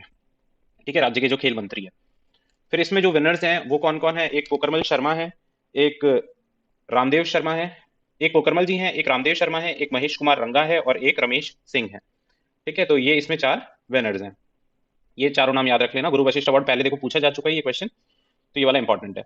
फिर राजस्थान स्टेट खेल रत्न अवार्ड है, तो इसकी बात करें तो ये देखो 1994 में स्टैब्लिश हुआ है। इसमें पहले 50,000 रुपए दिए जाते थे, अब इसमें 7.5 लाख रुपए दिए जाते हैं। इसमें जो पहले विनर थे वो लिम्बा राम है ना, बस लिम्बा राम जी का नाम याद रखना आप। इसमें बेस्ट परफॉर्मिंग प्लेयर को दिया जाता है ये। फिर एक राइजिंग स्टार अवार्ड है, ये 2017 से आरएसएससी दे रही है। जूनियर प्लेयर्स को दिया जाता है, 2017 में 41 प्लेयर्स को दिया गया था, which is not very important, पर लिख देना आप, है ना। आरएसएससी द्वारा 2017 से दिया जा रहा है। ठीक है, तो ये हमने बात करी नेशनल और स्टेट स्पोर्ट्स अवार्ड की। तो आज हम देखते हैं योगा एंड स्पोर्ट्स के बारे में, जो जो चीजें इसमें डाली हुई हैं जो हमारे आरएस के लिए इंपॉर्टेंट है, वो क्या क्या है। ठीक है, तो yoga positive way of life, ये हमारी जो सिलेबस है उसमें सिर्फ ये हेडिंग लिखी हुई है, पर उसने जो प्रीवियसली क्वेश्चंस पूछे हैं उसके बेसिस पे अपन लोग जो जो इंपॉर्टेंट चीजें हैं वो देखेंगे। ठीक है, तो सबसे पहले देखते हैं हम कि योगा का मतलब क्या है। योग का मतलब जोड़ना होता है। तो योगा का मतलब इंग्लिश में निकालें तो टू यूनाइट। यूनाइट किसको करेंगे? बॉडी को माइंड के साथ यूनाइट करना भी योगा है, मानव को मानव के साथ यूनाइट करना भी योगा है। तो योग मतलब जोड़ना है बेसिकली, है ना, जोड़ना है। और इसमें हम लोग आगे देखें तो कई अलग अलग जो अ, अपने उपनिषद हैं और गीता है, महर्षि वेदव्यास है, इनके द्वारा कुछ योग की डेफिनेशंस दी हुई है, तो हम लोग वो देखते हैं। तो महर्षि वेदव्यास है, उन्होंने योग की डेफिनेशन में योग को समाधि बताया है ना, कि योग समाधि है, योगा इज समाधि। फिर भगवत गीता जब योग को डिफाइन करती है तो वो कहती है योग कर्मसु कौशलम। इसका मतलब क्या है कि इफेक्टिवली आपका एक्शन परफॉर्म करना, आपका कार्य करना ही योगा है, तो उसके अलावा योगा कुछ नहीं है। भगवत गीता में फिर योग के प्रकार भी बताए हैं, तो कौन कौन से? ज्ञान योग, कर्म योग और भक्ति योग, ये योग के 3 प्रकार भगवत गीता में बताए हैं। एक बार ये 5 नंबर में स्टेटमेंट भी पूछा हुआ है कि योग कर्म सु कौशलम से आप क्या समझते हैं? what does the word what is the meaning of योग कर्मसु कौशलम। फिर इसके बाद हम बात करें तो कठोपनिषद में एक डेफिनेशन मिलती है, योगा क्या है? Yoga is complete control over senses, senses के ऊपर पूर्ण नियंत्रण योग है। और श्री औरबिंदो औरबिंदो जो है, उन्होंने क्या कहा है? योगा क्या है? रियलाइजेशन ऑफ वंस एग्जिस्टेंस, है ना, खुद के एग्जिस्टेंस का रियलाइजेशन होना योग है। फिर पतंजलि जो सबसे बड़े इसमें थिंकर और जो योगा के प्रति जिन्होंने सबसे ज्यादा चीजें हमें दी है, वो मेंशन करते हैं अष्टांगिक योग। अपनी किताब है योग सूत्र, उसमें अष्टांगिक योग के बारे में मेंशन करते हैं, और वो कहते हैं योगा क्या है? योगा चित्त वृत्ति निरोध है। इसमें देखो ऐसा है कि चित्त वृत्ति उन्होंने माना है कि जो बेसिक प्रॉब्लम लाइफ में है वो क्या है? फ्लक्चुएशन ऑफ थॉट्स है ना, और इनको इन्होंने वृत्ति कहा है ना, वृत्ति का मतलब थॉट्स है। तो ये जो फ्लक्चुएशन ऑफ थॉट्स है ना, यही सबसे मूल जो जड़ है ना किसी भी परेशानी की, वो ये है। तो ये चित्त वृत्तियों का जो निरोध है वो योगा है। ठीक है, तो ये पतंजलि की ये 5 डेफिनेशन है। आपको कुछ भी योगा के बारे में पूछता है तो आप इसमें से 1-2 डेफिनेशन हमेशा याद रखें और वो लिख करके आएंगे। फिर आगे देखें हम, तो योगा हमारे लिए क्यों इंपॉर्टेंट है? योगा मतलब वैसे बेसिकली लाइफ में क्यों इंपॉर्टेंट है, तो उसके इंपॉर्टेंस पे देखेंगे हम लोग। उसके कुछ फिजिकल इंपॉर्टेंस होते हैं, कुछ मेंटल इंपॉर्टेंस होते हैं, कुछ सोशल, स्पिरिचुअल और एडमिनिस्ट्रेशन में भी योगा का क्या इंपॉर्टेंस है। तो देखिए फिजिकल इंपॉर्टेंस में तो ये हमारी इम्यूनिटी को इंप्रूव करता है, डाइजेशन को अच्छा बनाता है, बोन्स को स्ट्रेंथन करता है, फ्लेक्सिबिलिटी अच्छी करता है, बॉडी की ब्यूटी को बढ़ाता है और स्टेबिलिटी को मेंटेन करता है ना, स्टेबिलिटी को इंप्रूव भी करता है। ठीक है, तो ये इसकी फिजिकल इंपॉर्टेंस हो गई। फिर मेंटल इंपॉर्टेंस देखें तो ये कॉन्सेंट्रेशन पावर इंक्रीज करता है। फिर ये जो मेमोरी पावर होती है उसको भी इनहांस करता है। फिर ये पेशेंस इंक्रीज करने में मदद करता है, स्ट्रेस को रिड्यूस करता है और मेंटल स्टेबिलिटी भी बढ़ाता है। फिजिकल स्टेबिलिटी और मेंटल स्टेबिलिटी दोनों बढ़ाता है। फिर सोशल में देखें तो ये सोशल वैल्यूज डेवलप करने में हमारी मदद करता है, सोशल रिलेशंस इंप्रूव करता है और सोशल डिस्क्रिमिनेशन को कम करने में हमको मदद करता है। ये सारी चीजें देखो डायरेक्टली तो नहीं करता है, परंतु योग एज अ फिलोसफी देखें तो योग एज अ फिलोसफी हमको बहुत सारी ऐसी बातें बताता है।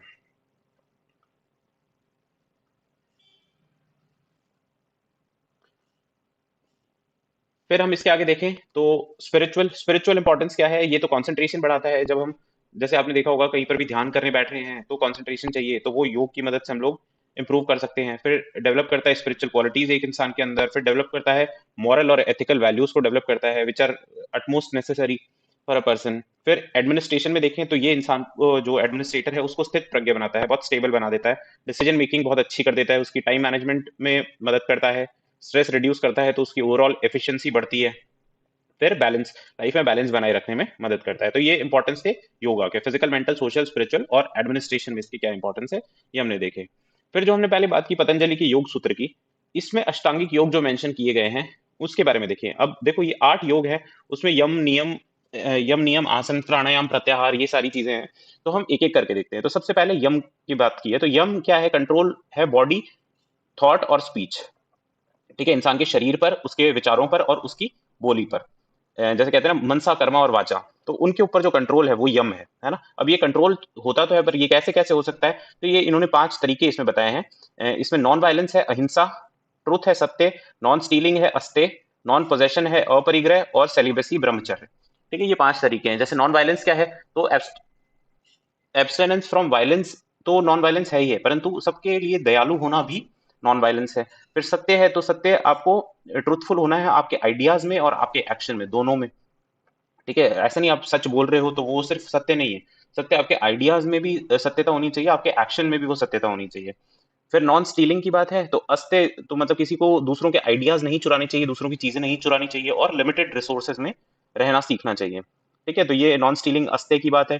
फिर नॉन पोजेशन है अपरिग्रह, तो मतलब इंसान को जितनी जरूरत है उतना ही वेल्थ एक्यूमुलेट करना चाहिए, उससे ज्यादा वेल्थ एक्यूमुलेट नहीं करनी चाहिए, वेल्थ हो या जो भी मटेरियल चीजें हैं। फिर सेलिबेसी की बात करें, तो सेंसुअल जो भी डिजायर्स हैं उनसे हमको एब्सटेन करना है खुद को, तो ये ब्रह्मचर्य है। तो पहला देखा हमने यम है, फिर नियम देखते हैं। नियम क्या है, एम देखो, नियम का एम क्या है कि ये इंश्योर करता है स्पिरिचुअल अपलिफ्टमेंट, किस तरीके से, वर्च्यू और गुड बिहेवियर से। ठीक है, और इसका जो मेन एम्फेसिस रहता है वो इंटरनल प्योरिटी पे रहता है ना, सफाई पे रहता है। तो इसमें 5 नियम इसमें दिए हुए हैं। क्या क्या है, शौच, संतोष, तप, स्वाध्याय, ईश्वर, प्राणिधान। ठीक है, ये 5 नियम है। अब शौच मतलब क्या है, टू, इसका मतलब है प्योरिटी है ना, इसका मतलब होता है वैसे टू प्योरीफाई है ना, तो डेली प्योरीफाई करेंगे आप, बॉडी को प्योरीफाई कैसे कैसे करेंगे, वाटर से करेंगे, माइंड को करेंगे आपके अच्छे कंडक्ट से, अच्छे आचरण से, फिर सोल को परसिवरेंस से, और इंटेलेक्ट को नॉलेज से। ये इन्होंने शौच के तरीके बताए हैं। और शौच का मतलब क्या है, प्योरिटी। फिर संतोष है, संतोष मतलब है सेटिस्फैक्शन, सेटिस्फैक्शन मतलब जो प्राप्त है वही पर्याप्त है। ये बेसिक संतोष का मतलब है, सेटिस्फैक्शन होना चाहिए इंसान के अंदर, तो वो इंटरनल प्योरिटी को लीड करता है। फिर तप है, तप मतलब क्या है, तो कॉन्स्टेंटली अपने गोल की तरफ मूव करना है ना, जो भी चैलेंजेस है उनको एक्सेप्ट करते हुए, यही तप है।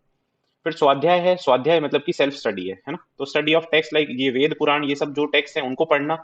तो इससे क्या होता है, इससे होता क्या है, अपने जो थॉट्स होते हैं उनका डेवलपमेंट होता है, और मेंटल स्ट्रेंथ इंसान के अंदर आती है।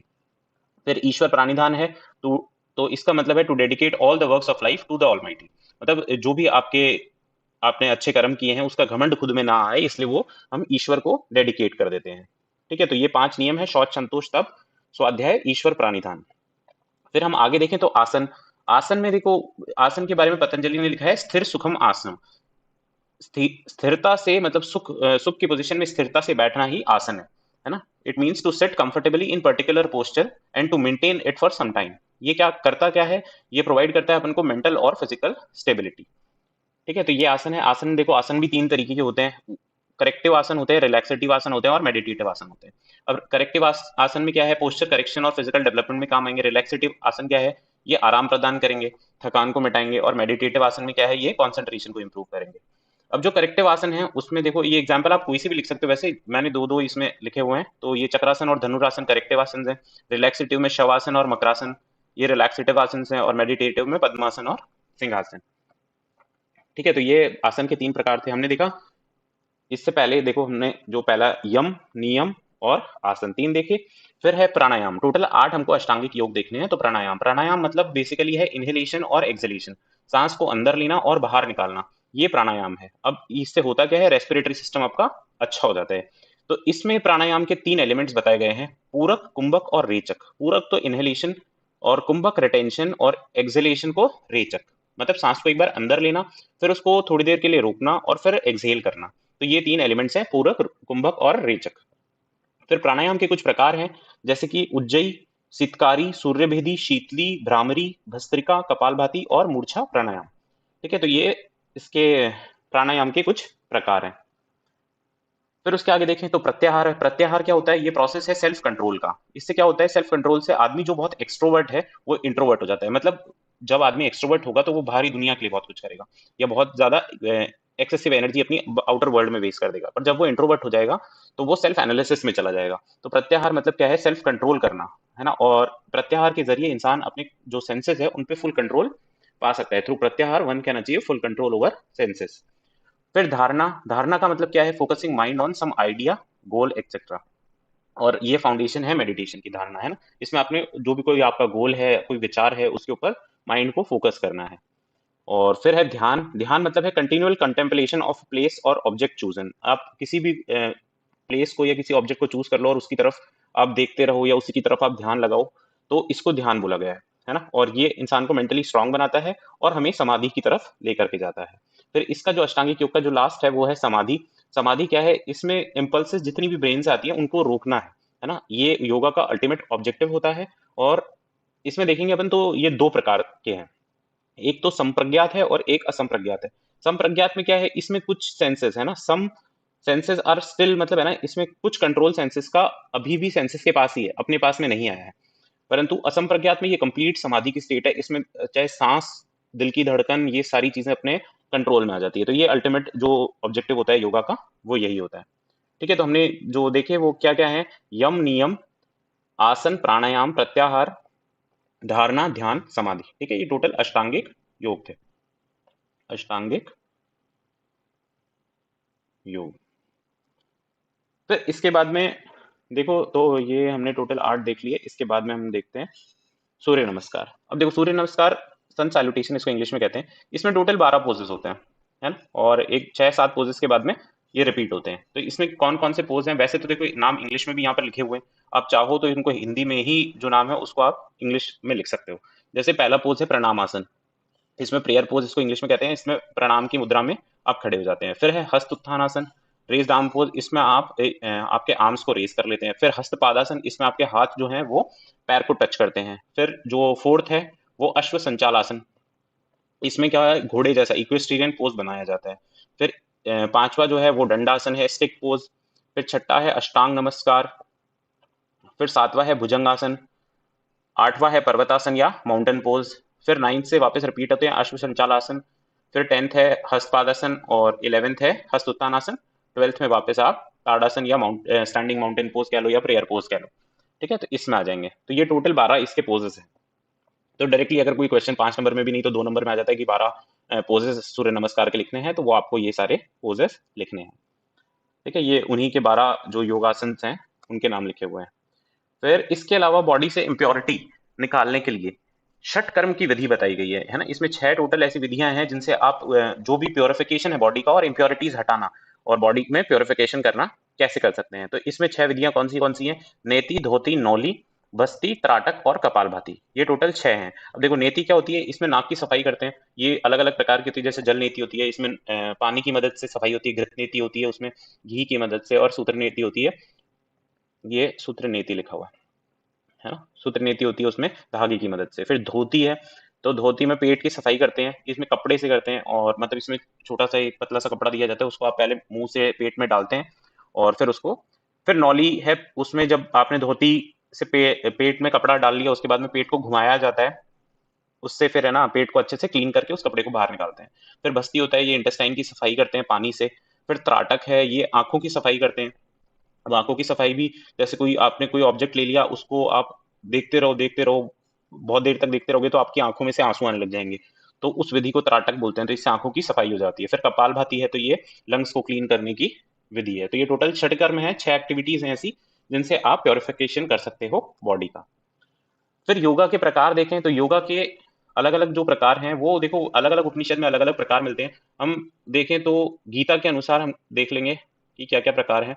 और एक पहले क्वेश्चन आया हुआ है योगराज उपनिषद के अनुसार, है ना, योगराज उपनिषद के अनुसार, तो वो देख लेंगे।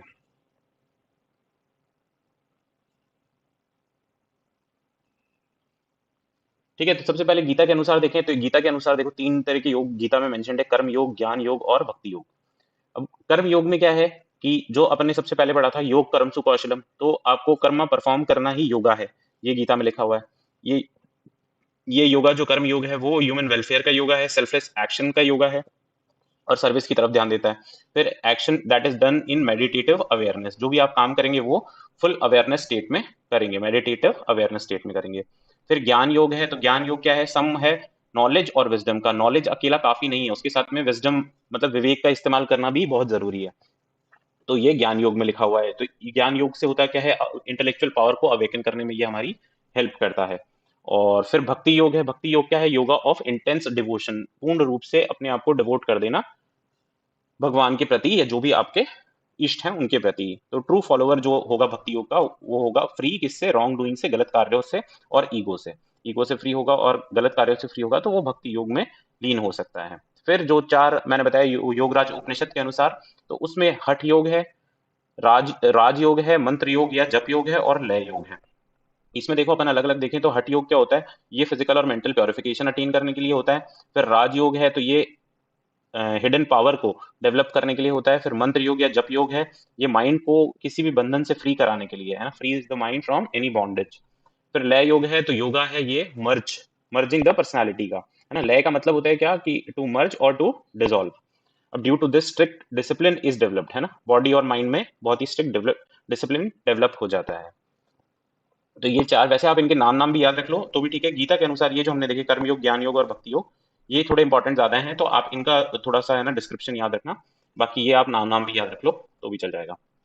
फिर इसके बाद देखो एक टॉपिक दिया हुआ है मॉडर्न योगा गुरु, है ना। तो वैसे बहुत सारे होते हैं, आप कहीं से भी इंटरनेट से, तो मैंने यहाँ पे चार, जैसे स्वामी रामदेव, बहुत ही चर्चित जो चार नाम है, जग्गी वासुदेव, है ना, जग्गी वासुदेव है, मीनाक्षी देवी भवरी और श्री श्री रविशंकर है, ये चार मॉडर्न योगा गुरुज हैं। तो इनका नाम आप याद रखना, या फिर जो भी आपको ऑलरेडी याद हो आप उनका नाम याद रख लेना। फिर इसके अलावा हम जो लास्ट में टॉपिक है वो है कि गवर्नमेंट ने क्या क्या एफर्ट्स किए हैं योगा को प्रमोट करने के लिए। तो उसमें क्या क्या एफर्ट्स हैं, यूएन ने जो है ना योगा को 21 जून को योगा डे डिक्लेयर किया है। 2014 में इसमें भारत ने प्रस्ताव भेजा था और 2015 से ये 21 जून को योगा डे, जैसे कि आपको पता है अभी जून में योगा डे सेलिब्रेट किया जाएगा।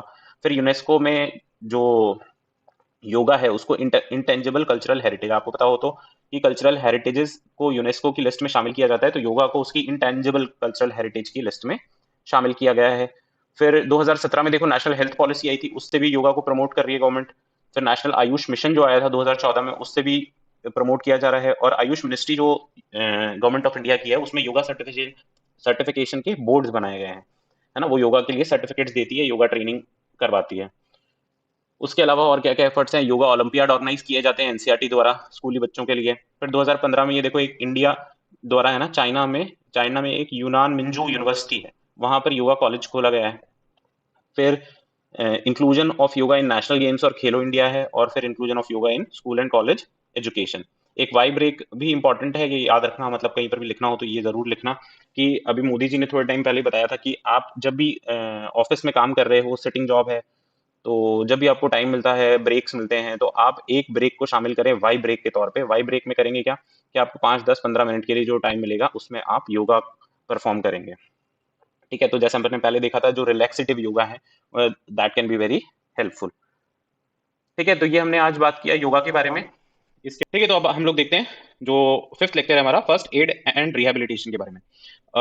फर्स्ट एड प्राथमिक उपचार और पुनर्वास।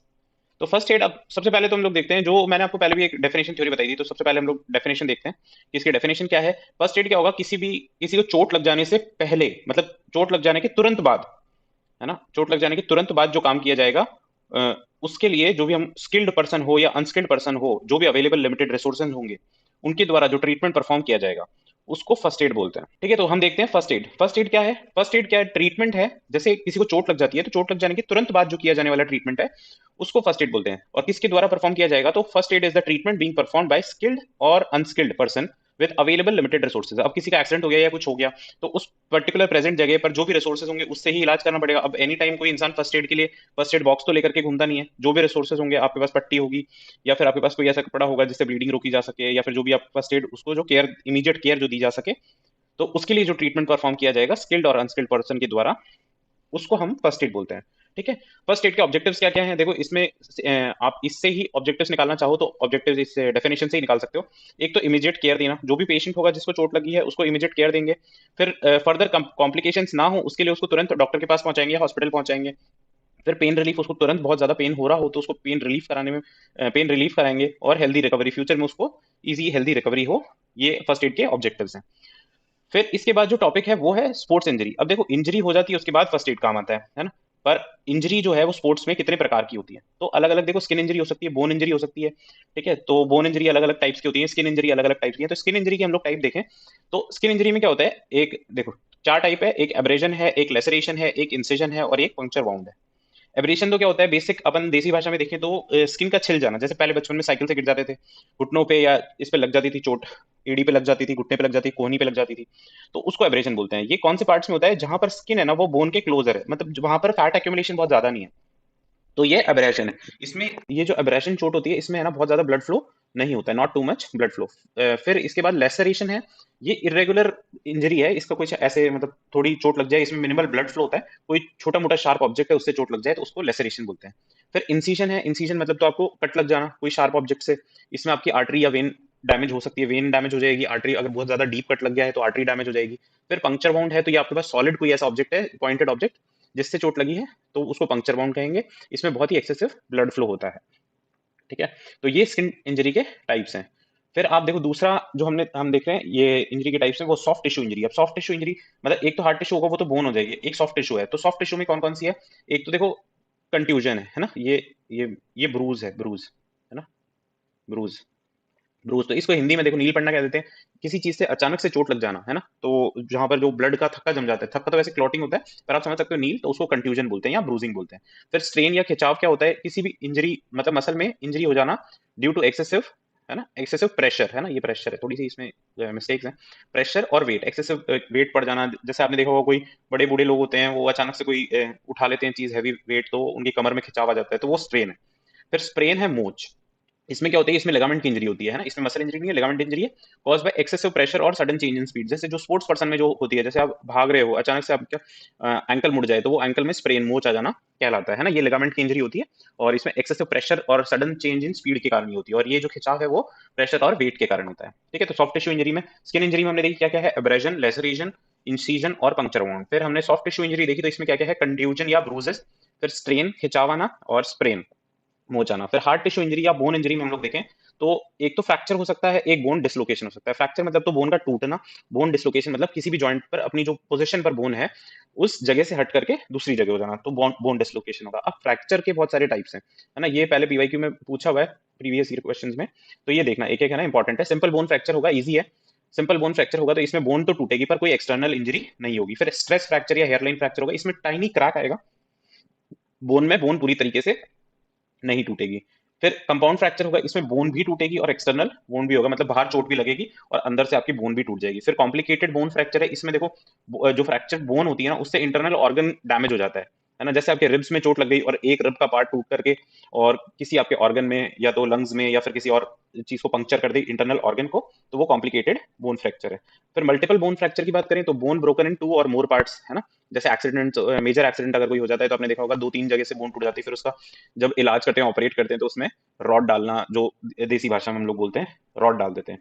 फिर ग्रीन स्टिक फ्रैक्चर है, ये देखो बोन बेंड हो जाती है, जो बच्चे होते हैं ना उनकी बोन्स बहुत सॉफ्ट होती हैं, तो इसमें क्या होता है? बोन टूटती नहीं है ग्रीन स्टिक फ्रैक्चर में, इसमें बोन है ना बेंड हो जाती है।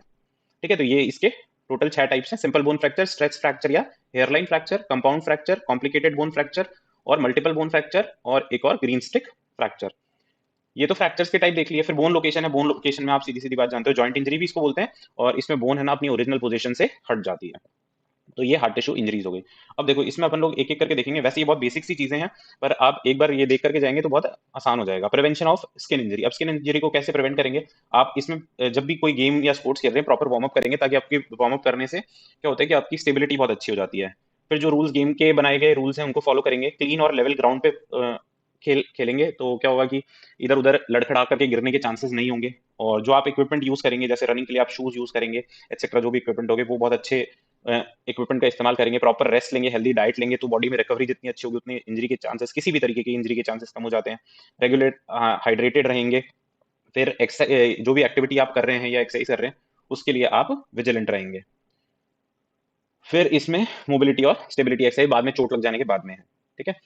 फिर first aid for skin injury. अब देखो स्किन इंजरी के लिए फर्स्ट एड क्या होगी? पहले तो अपन जो भी अगर ब्लीडिंग हो रही है, एक्सेसिव ब्लीडिंग हो रही है, उसको ब्लड को अपन स्टॉप करेंगे, बैंडेज लगाएंगे, और जो भी पार्ट है उसको एलिवेट करेंगे, जिस पार्ट से ब्लीडिंग हो रही है उसको हार्ट लेवल से ऊपर एलिवेट करेंगे। फिर सेकंड स्टेप में क्या करेंगे? अपन क्लीन करेंगे इंजर्ड पार्ट को, अगर पानी है तो पानी से, और अगर सॉल्ट सॉल्यूशन अवेलेबल है तो सॉल्ट सॉल्यूशन से। फिर यूज करेंगे आइस का to reduce blood flow, swelling and pain, अगर आइस अवेलेबल है तो आइस का यूज करके। फिर टेटनस का वैक्सीन लगाएंगे, टिंचर आयोडीन का इस्तेमाल करेंगे, और मेडिसिन जैसे बेटाडिन नाम की मेडिसिन आती है उसका इस्तेमाल करेंगे, और फॉलो करेंगे प्रॉपर ड्रेसिंग प्रोसीजर, और उसके बाद में कोई कंसल्ट करेंगे डॉक्टर को। ये देखो बेसिकली इतनी सारी चीजें हैं ना, ये सारी जो फर्स्ट एड किट होती है उसमें अवेलेबल होती हैं। तो जैसे गाड़ी एक्सीडेंट वगैरह हो जाता है, या फिर अगर ग्राउंड पर आप खेल रहे हो तो ग्राउंड में किसी के पास में ये फर्स्ट एड किट अवेलेबल होती है। फिर फर्स्ट एड अपन इसमें देखें, जो सॉफ्ट टिश्यू इंजरी है उसमें अगर अपन फर्स्ट एड देखें तो इसमें क्या होती है, इसमें देखो तीन मेथड है, प्राइस, राइस और माइस। प्राइस में क्या करेंगे अपन, प्रिवेंशन करने की कोशिश करेंगे, फिर रेस्ट देंगे, आइसिंग करेंगे, कंप्रेशन देंगे और फिर एलिवेशन देंगे। मतलब जैसे मान लो आपको एंकल में मोच आ गई है, तो पहले तो कोई ऐसा काम करना ही क्यों जिससे मोच आ जाए, तो प्रिवेंट करेंगे उसको प्रॉपर टेक्निक्स का इस्तेमाल करके, अच्छे इक्विपमेंट का यूज करके, फिर ही स्पोर्ट्स या गेम्स में पार्टिसिपेट करेंगे। फिर अगर चोट लग गई है तो उसको रेस्ट देंगे, फिर उसमें आइसिंग करेंगे, आइस लगा करके रखेंगे, आइस पैक्स। फिर उसको कंप्रेस करेंगे, जो ये स्लीव्स और कुछ आती हैं पहनने के लिए उसको कंप्रेशन करेंगे, या फिर गर्म पट्टी बांध करके रखेंगे और उसको एलिवेटेड रखेंगे, थोड़ा सा हार्ट लेवल के बराबर या उससे ऊपर उसको एलिवेटेड रखेंगे। फिर राइस मेथड है, इसमें सेम ही है, रेस्ट, आइस, कंप्रेस और एलिवेट। फिर माइस मेथड, ये देखो नई टेक्निक है वैसे, क्योंकि पहले जो रिसर्चेस थे उसके अकॉर्डिंग राइस बेस्ट टेक्निक मानी जाती थी, परंतु अब जो रिसर्चेस है उसके अकॉर्डिंग माइस है ना। अब जो रेस्ट की जगह अब इसमें बोला गया है मोबिलाइज। जो भी जॉइंट में या फिर जहां पर ये ऐसा स्ट्रेन खिंचाव हुआ है या स्प्रेन आया है, वहां पर हम उसको जॉइंट को मोबिलाइज करेंगे, हल्की हल्की मोबिलाइजिंग एक्सरसाइजेस होती हैं वो करेंगे, आइस करेंगे, कंप्रेस और एलिवेट करेंगे। ठीक है, तो ये तीन टेक्निक थी, प्राइस, राइस और माइस। फिर अपन बात करते हैं first aid for heart tissue injury. अब हार्ट टिश्यू इंजरी में भी वूंड को क्लीन तो करना ही है वाटर या सॉल्ट सॉल्यूशन के साथ में। फिर जो भी पार्ट जैसे अपन को पता चल रहा है कि बोन टूट गई है, तो फिर बोन को स्टेबल रखने के लिए अपन उसको टाइटली रैप करके और उस इंजर्ड पार्ट को थोड़ा सा स्टेबल रखने की कोशिश करेंगे। फिर यूज आइस को यूज करेंगे ताकि ब्लीडिंग, स्वेलिंग और पेन रिड्यूस हो जाए। फिर बैंडेज और मेडिसिन अप्लाई करेंगे और डॉक्टर को कंसल्ट करेंगे। ये हार्ट टिश्यू इंजरी के लिए फर्स्ट एड। ठीक है, तो अब हम देख लेते हैं सॉल्ट टैप्स टेक्निक। अब ये सॉल्ट टैप्स टेक्निक क्या है, ये सॉल्ट टैप टेक्निक देखो एक टेक्निक है जिससे आप ये देखते हो कि जो प्लेयर इंजर्ड हुआ है अगर, तो उसको अभी भी खिलाना है या फिर उसको रेस्ट देना है। ठीक है, तो इसमें ये टेक्निक में सॉल्ट टैप्स एक्रोनिम बनाए हुए हैं अलग अलग चीजों के लिए। एस से तो है स्टॉप द गेम, ए से है आस्क द प्लेयर, एल से है look for the injury, T से है टच द इंजरी, ए से एक्टिव मूवमेंट, पी से पैसिव मूवमेंट और एस से क्या है stand up and start the game. तो स्टॉप द गेम मतलब आप पहले तो गेम को रोक लो और फिर चेक करो किसी प्लेयर को जिसको इंजरी लगी है उसको पूछो, है ना। आस्क द प्लेयर मतलब उसको पूछो कि किस बॉडी पार्ट में इंजरी हुई है। फिर आप लुक फॉर द इंजरी, फिर उस इंजरी को टच करके देखो कहीं मतलब ऊपर सतही चोट ना हो, बोन इंजरी हो या फिर कुछ ऐसा हो। फिर अगर ऐसा कुछ नहीं है तो फिर एक्टिव मूवमेंट करा के देखो, फिर पैसिव मूवमेंट करा के देखो। अगर किसी भी तरह की कोई प्रॉब्लम प्रॉब्लम नहीं है तो फिर you can stand up and start the game. तो ये सॉल्ट टैप्स टेक्निक है, कोई 2 नंबर में पूछ ले तो ये याद रखना है। ठीक है, फिर ड्राउनिंग इन वाटर, ये देखो वैसे तो आज तक क्वेश्चन पूछा नहीं है तो I don't think it is very important, पर बेसिक बातें हैं कि उसमें अगर कोई डूब रहा हो तो उसको बालों से पकड़ करके बाहर निकालना है, pull and bring to the shore by holding hairs और क्लोथ्स। फिर remove accumulated water from lungs और give attention to the breathing of the person, अगर ब्रीथ कर भी रहा है कि नहीं कर रहा है। अगर अनकॉन्शियस या सेमी कॉन्शियस स्थिति में है तो उसको आर्टिफिशियल रेस्पिरेशन देंगे, और अगर सही कंडीशन में है तो उसको हॉट टी या हॉट वाटर वगैरह दिया जा सकता है। फिर ये बहुत इंपॉर्टेंट टॉपिक है, मेथड्स ऑफ आर्टिफिशियल रेस्पिरेशन। इसमें देखो 4 मेथड्स हैं बेसिकली। एक तो शैफर मेथड है, एक सिल्वेस्टर मेथड है, एक हॉल्गर नील्सन मेथड है और एक माउथ टू माउथ है। तो शैफर मेथड में तो क्या होता है, इसमें पेशेंट को है ना उसके पेट के बल लिटा दिया जाता है, ऑन मेड टू ले ऑन द बेली। फिर उसके बैक को प्रेस किया जाता है ताकि पानी बाहर आ जाए। फिर सिल्वेस्टर मेथड होता है, इसमें उसको पीठ के बल लिटा देते हैं और नीचे एक पिलो रख देते हैं, फिर शोल्डर्स को स्ट्रेच करते हैं एल्बोज को पकड़ के, ताकि उसकी ब्रीदिंग वापस से स्टार्ट हो सके। फिर होल्गर नील्सन मेथड है, इसमें जो पर्सन है उसको उसके पेट के बल लिटा दिया जाता है और फिर अपर बॉडी को उसको पुल किया जाता है। और माउथ टू माउथ है, तो इसमें अगर वो प्रॉपर्ली ब्रीद नहीं कर रहा है या फिर बिल्कुल अनकॉन्शियस स्टेट में है तो उसको अपने मुंह से दूसरे मुंह मतलब पेशेंट के मुंह को सटा करके और उसमें एयर प्रोवाइड करनी है। ठीक है, तो ये आर्टिफिशियल रेस्पिरेशन के मेथड्स हैं। ये कब काम में आते हैं, in case someone has drowned in water और उसको आप बचा करके लाए हो या फिर उसको किसी के द्वारा बचा करके लाया गया है, तो ये मेथड्स यूज करने हैं। फिर नोज ब्लीड है, तो इसमें देखो इसको एपिस्टैक्सिस कहते हैं, और इसमें क्या करना है, आपको गीला कपड़ा करके उसके नोज पे और फेस पर लगाना है। फिर अगर एलम सोक किया हुआ है पानी में तो वो लगाना है ताकि उससे ब्लड क्लॉटिंग हो जाए। फिर उसको कोई भी हॉट ड्रिंक्स वगैरह नहीं देनी है। फिर बात करते हैं रिहैबिलिटेशन की। अब हमने फर्स्ट एड तो देख लिया, पर रिहैबिलिटेशन क्या है। तो फर्स्ट एड आपने दे दिया, उसके बाद में जब कोई प्लेयर इंजर्ड हो चुका है, उसके बाद में उसको जब वापस रिकवरी करनी है तो उस जो प्रोसेस को है ना पुनर्वास, उस प्रोसेस को रिहैबिलिटेशन कहेंगे।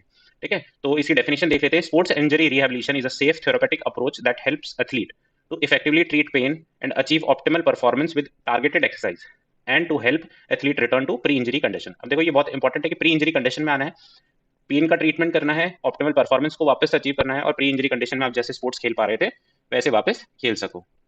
फिर देखो रिहैबिलिटेशन की जो ऑब्जेक्टिव्स हैं, वैसे तो डेफिनेशन से ही क्लियर है, पर अपन देखते हैं ऑब्जेक्टिव्स क्या क्या हैं इसके। एक तो इसमें रिटर्न करना है प्री इंजरी कंडीशन में, अचीव करना है ऑप्टिमल परफॉर्मेंस, ट्रीट करना है पेन को, रिड्यूस करना है इंपैक्ट ऑफ जो इंजरी है वो, इंजरी को रिहेबिलिटेट करना है और प्रिवेंट करना है रीअकरेंस को, कि ये बार बार रिपीट ना हो ऐसी इंजरीज। फिर एक इसमें जो प्रिंसिपल है रिहेबिलिटेशन का वो है एटीसी इज इट, है ना। तो एटीसी इज इट में क्या है, अवॉइड एग्रीवेशन। टी से टाइमिंग है, सी से कंप्लायंस टू डॉक्टर्स एडवाइस है, आई से इंडिविजुअलाइजेशन, एस से है स्पेसिफिक सीक्वेंसिंग, आई से इंटेंसिटी और टी से टोटल पेशेंट। जैसे अवॉइड एग्रीवेशन, मतलब कि बहुत ज्यादा एक्सेसिव वर्कआउट या एक्सेसिव तरीके से स्पोर्ट्स नहीं खेलना स्टार्ट कर देना है। तुरंत ही टाइमिंग, मतलब टाइमिंग का ध्यान रखना है, रिकवरिंग टाइमिंग का। फिर जो भी डॉक्टर एडवाइस कर रहा है उसकी उस पर कंप्लायंस करना है। फिर इंडिविजुअलाइजेशन, स्पेसिफिक इंडिविजुअल के हिसाब से इंडिविजुअल ट्रेनिंग मेथड्स होंगे, स्पेसिफिक सीक्वेंसिंग होगी, फिर इंटेंसिटी को धीरे धीरे करके इंक्रीज किया जाएगा। फिर टोटल पेशेंट में मतलब टोटल रिकवरी होगी। तो ये प्रिंसिपल्स है रिहेबिलिटेशन के। आपको ऐसे कैसे अगर आएगा तो ये 5 नंबर में मैक्स टू मैक्स आ सकता है, तो एक एक सेंटेंस लिख दोगे तो 7 पॉइंट बन जाएंगे, और 2 नंबर में आता है तो ऐसे कैसे नाम लिख करके आने हैं। फिर लास्ट में देखते हैं स्टेप्स और स्टेजेस क्या है रिहेबिलिटेशन की। तो इसमें देखो सबसे पहली स्टेज क्या है कि इसमें एड्रेस करेंगे इन्फ्लेमेशन को। अगर किसी को चोट लगी है और सूजन हो गई है, इन्फ्लेमेशन हो गया है, इन्फ्लेमेशन के देखो मेडिकल टर्म्स में जो मतलब होता है वो जो अपन जनरलाइज मतलब लेते हैं वो नहीं होता है, परंतु इसमें यहाँ पर अभी हम लोग जो देख रहे हैं वो यही है कि अपन मेडिकल हेल्प लेंगे। अगर किसी का इन्फ्लेमेशन है, सूजन हो गई है, पेन रिलीफ कराएंगे और इन्फ्लेमेशन को रिड्यूस करने की कोशिश करेंगे, जैसे आइसिंग वगैरह करेंगे, उसकी बॉडी पार्ट को एलिवेट करेंगे हार्ट लेवल से ऊपर। फिर जो सेकंड स्टेज है उसमें हम लोग मोबिलिटी एक्सरसाइजेस करेंगे, जो कि इजी मूवमेंट्स होंगे, है ना। जो भी फिजियोथेरेपिस्ट होगा वो उसको इजी मूवमेंट्स कराएगा ताकि क्या हो सके, रिस्टोर हो सके रेंज ऑफ मोशन। फिर थर्ड स्टेज है तो इसमें रिकवर करेंगे स्ट्रेंथ को, फ्लेक्सिबिलिटी और स्ट्रेंथ को वापस रिकवर करेंगे, और किस तरीके से करेंगे, आइसोमेट्रिक और आइसोटोनिक एक्सरसाइजेस। आइसोटोनिक तो देखो एक्सरसाइजेस है जो वेट्स के साथ है, और आइसोमेट्रिक एक्सरसाइजेस है जो बिना वेट्स के की जाए। तो इससे अपन जो इंजर्ड प्लेयर है उसकी रिकवर हो जाएगी स्ट्रेंथ। फिर मतलब बेसिकली वो प्री इंजरी कंडीशन में आने की स्थिति में आएगा धीरे धीरे। फिर स्टेज 4 है तो इसमें रिकनेक्ट करेंगे, कोऑर्डिनेशन, रिकनेक्टिंग टू कोऑर्डिनेशन। अब जो कोऑर्डिनेशन एक प्लेयर की रिक्वायरमेंट है स्पोर्ट्स के अंदर, तो लेक्चर नंबर 6 जिसमें हम लोग देखेंगे eminent sports personalities of India and participation of Indian sports person in Olympic, है ना। इसमें क्या क्या आपने सिलेबस में दिया हुआ है, ओलंपिक और पैरा ओलंपिक, फिर एशियन और कॉमनवेल्थ, है ना। ये 4 दिए हुए हैं, तो अपन इनमें जो जो इंडियन स्पोर्ट्स पर्सन का पार्टिसिपेशन है उसके बारे में देखेंगे। ठीक है, तो इसके अलावा जो ये दूसरा टॉपिक है eminent sports personalities of India, इस टॉपिक में देखो ये अलग से कोई टॉपिक नहीं है, इसमें जो जो पार्टिसिपेशन जिन जिनकी है वही एमिनेंट स्पोर्ट्स पर्सनालिटीज हैं। तो ये सारे अपन लोग शुरू करते हैं। तो सबसे पहले बात करते हैं ओलंपिक्स की। ओलंपिक्स देखा एज अ स्पोर्ट पहले 8th BC से 4th AD के बीच में खेला जाता था। इसमें जो ग्रीस के जो राजा होते थे वो ये ऑर्गेनाइज कराते थे अपनी प्रजा के लिए, और बहुत ही शानदार लेवल पे ये स्पोर्ट्स होते थे। पर जो ये मॉडर्न इवेंट है, मॉडर्न ओलंपिक गेम्स है, ये एथेंस ग्रीस से शुरू हुआ 1896 में। ठीक है, ये 6 तरह के ओलंपिक गेम्स होते हैं इसमें, है ना। एक तो पैरा ओलंपिक्स होता है, एक समर ओलंपिक्स, जो नॉर्मली अपन ओलंपिक्स को जानते हैं वो समर ओलंपिक्स होते हैं। फिर एक विंटर ओलंपिक्स होता है, एक यूथ ओलंपिक्स, एक डेफ ओलंपिक्स और स्पेशल ओलंपिक्स। ये टोटल 6 हैं। तो इसमें देखो अपने सिलेबस में तो पैरालंपिक और समर ओलंपिक्स ही है, तो हम लोग इसी के बारे में चर्चा करेंगे। फिर ऑर्गेनाइज इसको कौन कराता है, इंटरनेशनल ओलंपिक कमेटी, है ना। ये हर साल, हर 4 साल में इसको ऑर्गेनाइज कराती है। फिर इसका जो लोगो होता है, ये 5 रिंग्स जो यहाँ पर फोटो लगा हुआ है, ये 5 रिंग्स है ना, अलग अलग कलर की 5 रिंग्स होती है, 5 अलग अलग कॉन्टिनेंट्स को डिनोट करती है। फिर इसका जो मोटो है वो है सिटियस, ऑल्टियस, फोर्टियस और कम्युनिस्ट, ये इसका मोटो है। इसमें टोटल देखो 29 ओलंपिक्स ऑर्गेनाइज हो चुके हैं आज तक, 32 होने चाहिए थे, परंतु 1916, 1940 और 1944 ये 3 इवेंट ऐसे हुए हैं जो ऑर्गेनाइज नहीं हुए हैं ड्यू टू वर्ल्ड वॉर। अलग अलग फर्स्ट वर्ल्ड वॉर और सेकंड वर्ल्ड वॉर के टाइम पे ये ऑर्गेनाइज नहीं हुए, और आज तक ये इंडिया में ऑर्गेनाइज नहीं हुए हैं, और अफ्रीका कॉन्टिनेंट में भी ऑर्गेनाइज नहीं हुए हैं। फिर इंडियन पार्टिसिपेशन की बात करें तो इंडियन पार्टिसिपेशन देखो 1900 में पहली बार इंडिया की टीम, मतलब इंडिया से कोई पार्टिसिपेशन गया, उनका नाम था नॉर्मन प्रिचार्ड, और ये एथलेटिक्स से थे और इनको 2 सिल्वर मेडल उस टाइम पर मिले थे। फिर 1920 में बेल्जियम में ओलंपिक गेम्स हुए और वहां पर इंडिया ने 6 प्लेयर्स को भेजा। उसके अलावा देखें तो ऑल इंडिया ओलंपिक कमेटी 1923 में सर दोराबजी टाटा की रिकमेंडेशन पे ऑल इंडिया ओलंपिक कमेटी बनाई गई। फिर ऑल इंडिया ओलंपिक गेम्स जो ऑर्गेनाइज हुए, जो अभी तुरंत क्या अभी जो हम लोग करंटली देखते हैं नेशनल गेम्स, है ना, वो इसी का रूप है। तो ये 1924 में all India Olympic games organise हुए जो अब नेशनल गेम्स कहलाते हैं। फिर इंडियन ओलंपिक एसोसिएशन 1927 में बना, जिसके प्रेसिडेंट थे सर दोराबजी टाटा। तो ये सर दोराबजी टाटा का नाम आप स्पेशली ध्यान रखना, इनका बहुत कंट्रीब्यूशन है, वैसे भी आपको पता है टाटा का कंट्रीब्यूशन रहा है। फिर जो इंडियन ओलंपिक एसोसिएशन है जो 1927 में बना था, इसको 3 रोल्स दिए गए। ये 1927 से 1947 तक के लिए इसने ये 3 रोल परफॉर्म किए। एक तो है ट्रांसपेरेंट, ये ट्रांसपोर्ट नहीं है भाई, ट्रांसपेरेंट सिलेक्शन का, एक बेटर रिसोर्सेज एंड ट्रेनिंग देने का खिलाड़ियों को, और एक प्लेयर्स को ओलंपिक में भेजने का। ये 3 रोल्स किसके थे, इंडियन ओलंपिक एसोसिएशन के। और फिर आज तक देखो टिल डेट इंडिया ने 35 मेडल ओलंपिक्स में जीते हैं, उसमें से 10 गोल्ड हैं, 9 सिल्वर है और 16 ब्रॉन्ज मेडल है। इसके अलावा इनमें से 35 में से देखो 12 तो हॉकी में ही मेडल्स है। ठीक है, तो ये इंडियन पार्टिसिपेशन हमने देखा। अब जो करंटली अभी नए नए जो लास्ट में ओलंपिक गेम्स हुए 3-4, अपन उनके बारे में बात करते हैं। जो बीजिंग ओलंपिक हुए 2008 में, उसमें इंडिया से 67 प्लेयर्स ने पार्टिसिपेट किया। टोटल 12 गेम्स में। और इसमें हमको तीन तीन मेडल्स मिले, अभिनव बिंद्रा को, सुशील कुमार को और विजेंद्र सिंह को। ये तीन को मेडल्स मिले थे, है ना, गोल्ड मेडल, ब्रॉन्ज मेडल और bronze medal. Indian hockey team इसमें क्वालिफाई नहीं कर पाई थी। फिर लंदन ओलंपिक्स है, तो ये 2012 में हुए थे। यहाँ पर 13 गेम में हमने पार्टिसिपेट किया था, 83 प्लेयर्स हमने भेजे थे। तो प्लेयर्स बढ़ाए तो मेडल्स भी बढ़े। 6 मेडल्स हमको मिले। विजय कुमार, सुशील कुमार, गगन नारंग, साइना नेहवाल, योगेश्वर दत्त और MC मैरी कॉम, ये टोटल 6 लोगों को मेडल्स मिले। फिर बात करते हैं रियो ओलंपिक्स की। तो रियो ओलंपिक्स में हमने प्लेयर्स तो बढ़ाए, परंतु मेडल्स की संख्या हो गई कम। 2 ही टोटल मेडल मिले, PV सिंधु को और साक्षी मलिक को। दीपा कर्माकर इस टाइम पे बहुत फेमस रही थी, इनको 4th प्लेस मिली थी, तो ये थोड़ा सा ध्यान में रख लेना नाम। फिर बात करते हैं अपन टोक्यो ओलंपिक्स की। तो टोक्यो ओलंपिक्स जो है ये बहुत इंपॉर्टेंट है हमारे लिए, क्योंकि इसमें जो जो अभी रीसेंट प्लेयर्स हैं अभी बहुत फेमस भी हुए हैं। तो 2020 में टोक्यो ओलंपिक्स हुए, इसमें हमने 122 प्लेयर्स को भेजा, है ना। इसमें देखो टोटल 33 गेम्स ऑर्गेनाइज हुए थे, 33 स्पोर्ट्स हुए थे, गेम्स हुए थे। तो 15 गेम्स में हमने पार्टिसिपेट किया था, तो 18 गेम्स में तो हमारे वैसे भी चांसेस खत्म हो गए मेडल जीतने के। तो हमने टोटल मेडल जीते कितने हैं? 15 गेम में हमने 7 मेडल जीते हैं। टोक्यो ओलंपिक के बारे में देखें तो टोक्यो ओलंपिक का जो मैस्कॉट होता है, एक मैस्कॉट बनाते हैं, ये मिराई तोवा है ना। ये फोटो मैं लगाना भूल गया। फिर इसमें 4 नए स्पोर्ट्स भी ऐड किए थे, सर्फिंग, स्केटबोर्डिंग, स्पोर्ट्स क्लाइंबिंग और कराटे। तो ये तो इतना ज्यादा इंपॉर्टेंट नहीं है। फिर इसमें जो जो पोजीशन है, फर्स्ट पोजीशन यूएस को मिली थी 133 मेडल्स के साथ में। सेकंड पोजीशन चाइना को मिली थी 88 मेडल्स के साथ में। थर्ड पोजीशन मिली थी जापान को, ठीक है। तो ये और फोर्थ पोजीशन इंडिया को मिली थी, है ना। तो इंडिया को भाई 48th पोजीशन मिली थी, फोर्थ पोजीशन नहीं मिली थी, 48th पोजीशन मिली थी 7 मेडल के साथ में। और इसमें जो जो 7 मेडल्स मिले थे वो देखें तो नीरज चोपड़ा को मेडल मिला था जैवलिन थ्रो में, गोल्ड मेडल। ये पहले ऐसे एथलीट थे जिनको गोल्ड मेडल मिला है, और हरियाणा के ये रहने वाले हैं। मेजर ध्यानचंद अवार्ड इनको मिला। फिर 2023 में दोहा डायमंड लीग, वर्ल्ड चैंपियनशिप और एशियन गेम्स में भी इनको गोल्ड मेडल मिला। फिर एक अवार्ड होता है लॉरियंस अवार्ड, ये लॉरियंस अवार्ड है। तो इसमें है ना, ये सेकंड ऐसे इंडियन है जिनको ये अवार्ड मिला है ना, पहले युवराज सिंह को ये मिल चुका है। फिर मीराबाई चनू है, ये वेट लिफ्टिंग स्पोर्ट से है, मणिपुर की रहने वाली हैं। इनको सिल्वर मेडल मिला 49 kg कैटेगरी में, 202 किलो का इन्होंने वेट लिफ्ट किया है ना, स्नैच और क्लीन एंड जर्क दोनों मिला करके। इनको भी मेजर ध्यानचंद खेल रत्न, ये जो 7 प्लेयर्स हैं ना जिनके नाम है, इनको सबको मेजर ध्यानचंद खेल रत्न अवार्ड मिला हुआ है। तो अपन एक बार नाम नाम देख लेते हैं। रवि दहिया है, और स्पोर्ट्स देख लो आप, है ना, रेसलिंग के। फिर PV सिंधु है, ये बैडमिंटन से रिलेटेड है। लोवलीना बोर्गो है ना, ये बॉक्सिंग से रिलेटेड है। फिर बजरंग पूनिया है, ये रेसलर है, और इंडियन हॉकी टीम को भी इसमें ब्रॉन्ज मेडल मिला था, जिसके कैप्टन है मनप्रीत सिंह। फिर इसके अलावा राजस्थान से कौन कौन प्लेयर्स थे जिन्होंने पार्टिसिपेट, किसी भी राजस्थानी को खैर मेडल तो नहीं मिला, परंतु पार्टिसिपेट जिन्होंने किया था उसमें अपूर्वी चंदेला है, ये जयपुर की रहने वाली है। शूटिंग स्पोर्ट्स है, दिव्यांश सिंह पंवार है, जयपुर के रहने वाले हैं, और इनको शूटिंग स्पोर्ट है। अर्जुन लाल है, ये सेलिंग स्पोर्ट्स से हैं, ये भी जयपुर के रहने वाले हैं। और भावना जाट है, ये राजसमंद की रहने वाली है। रेस वॉकिंग नाम से एक स्पोर्ट होता है, इन्होंने उसमें पार्टिसिपेट किया था। फिर इसके अलावा कुछ और प्लेयर्स देखोगे जिनको मेडल नहीं मिला, जिन्होंने पार्टिसिपेट किया था। तो अदिति अशोक है, इनका गोल्फ गेम है। रानी रामपाल है, ये हॉकी विमेंस टीम की कैप्टन थी। फिर भवानी देवी है, ये इनका फेंसिंग स्पोर्ट है।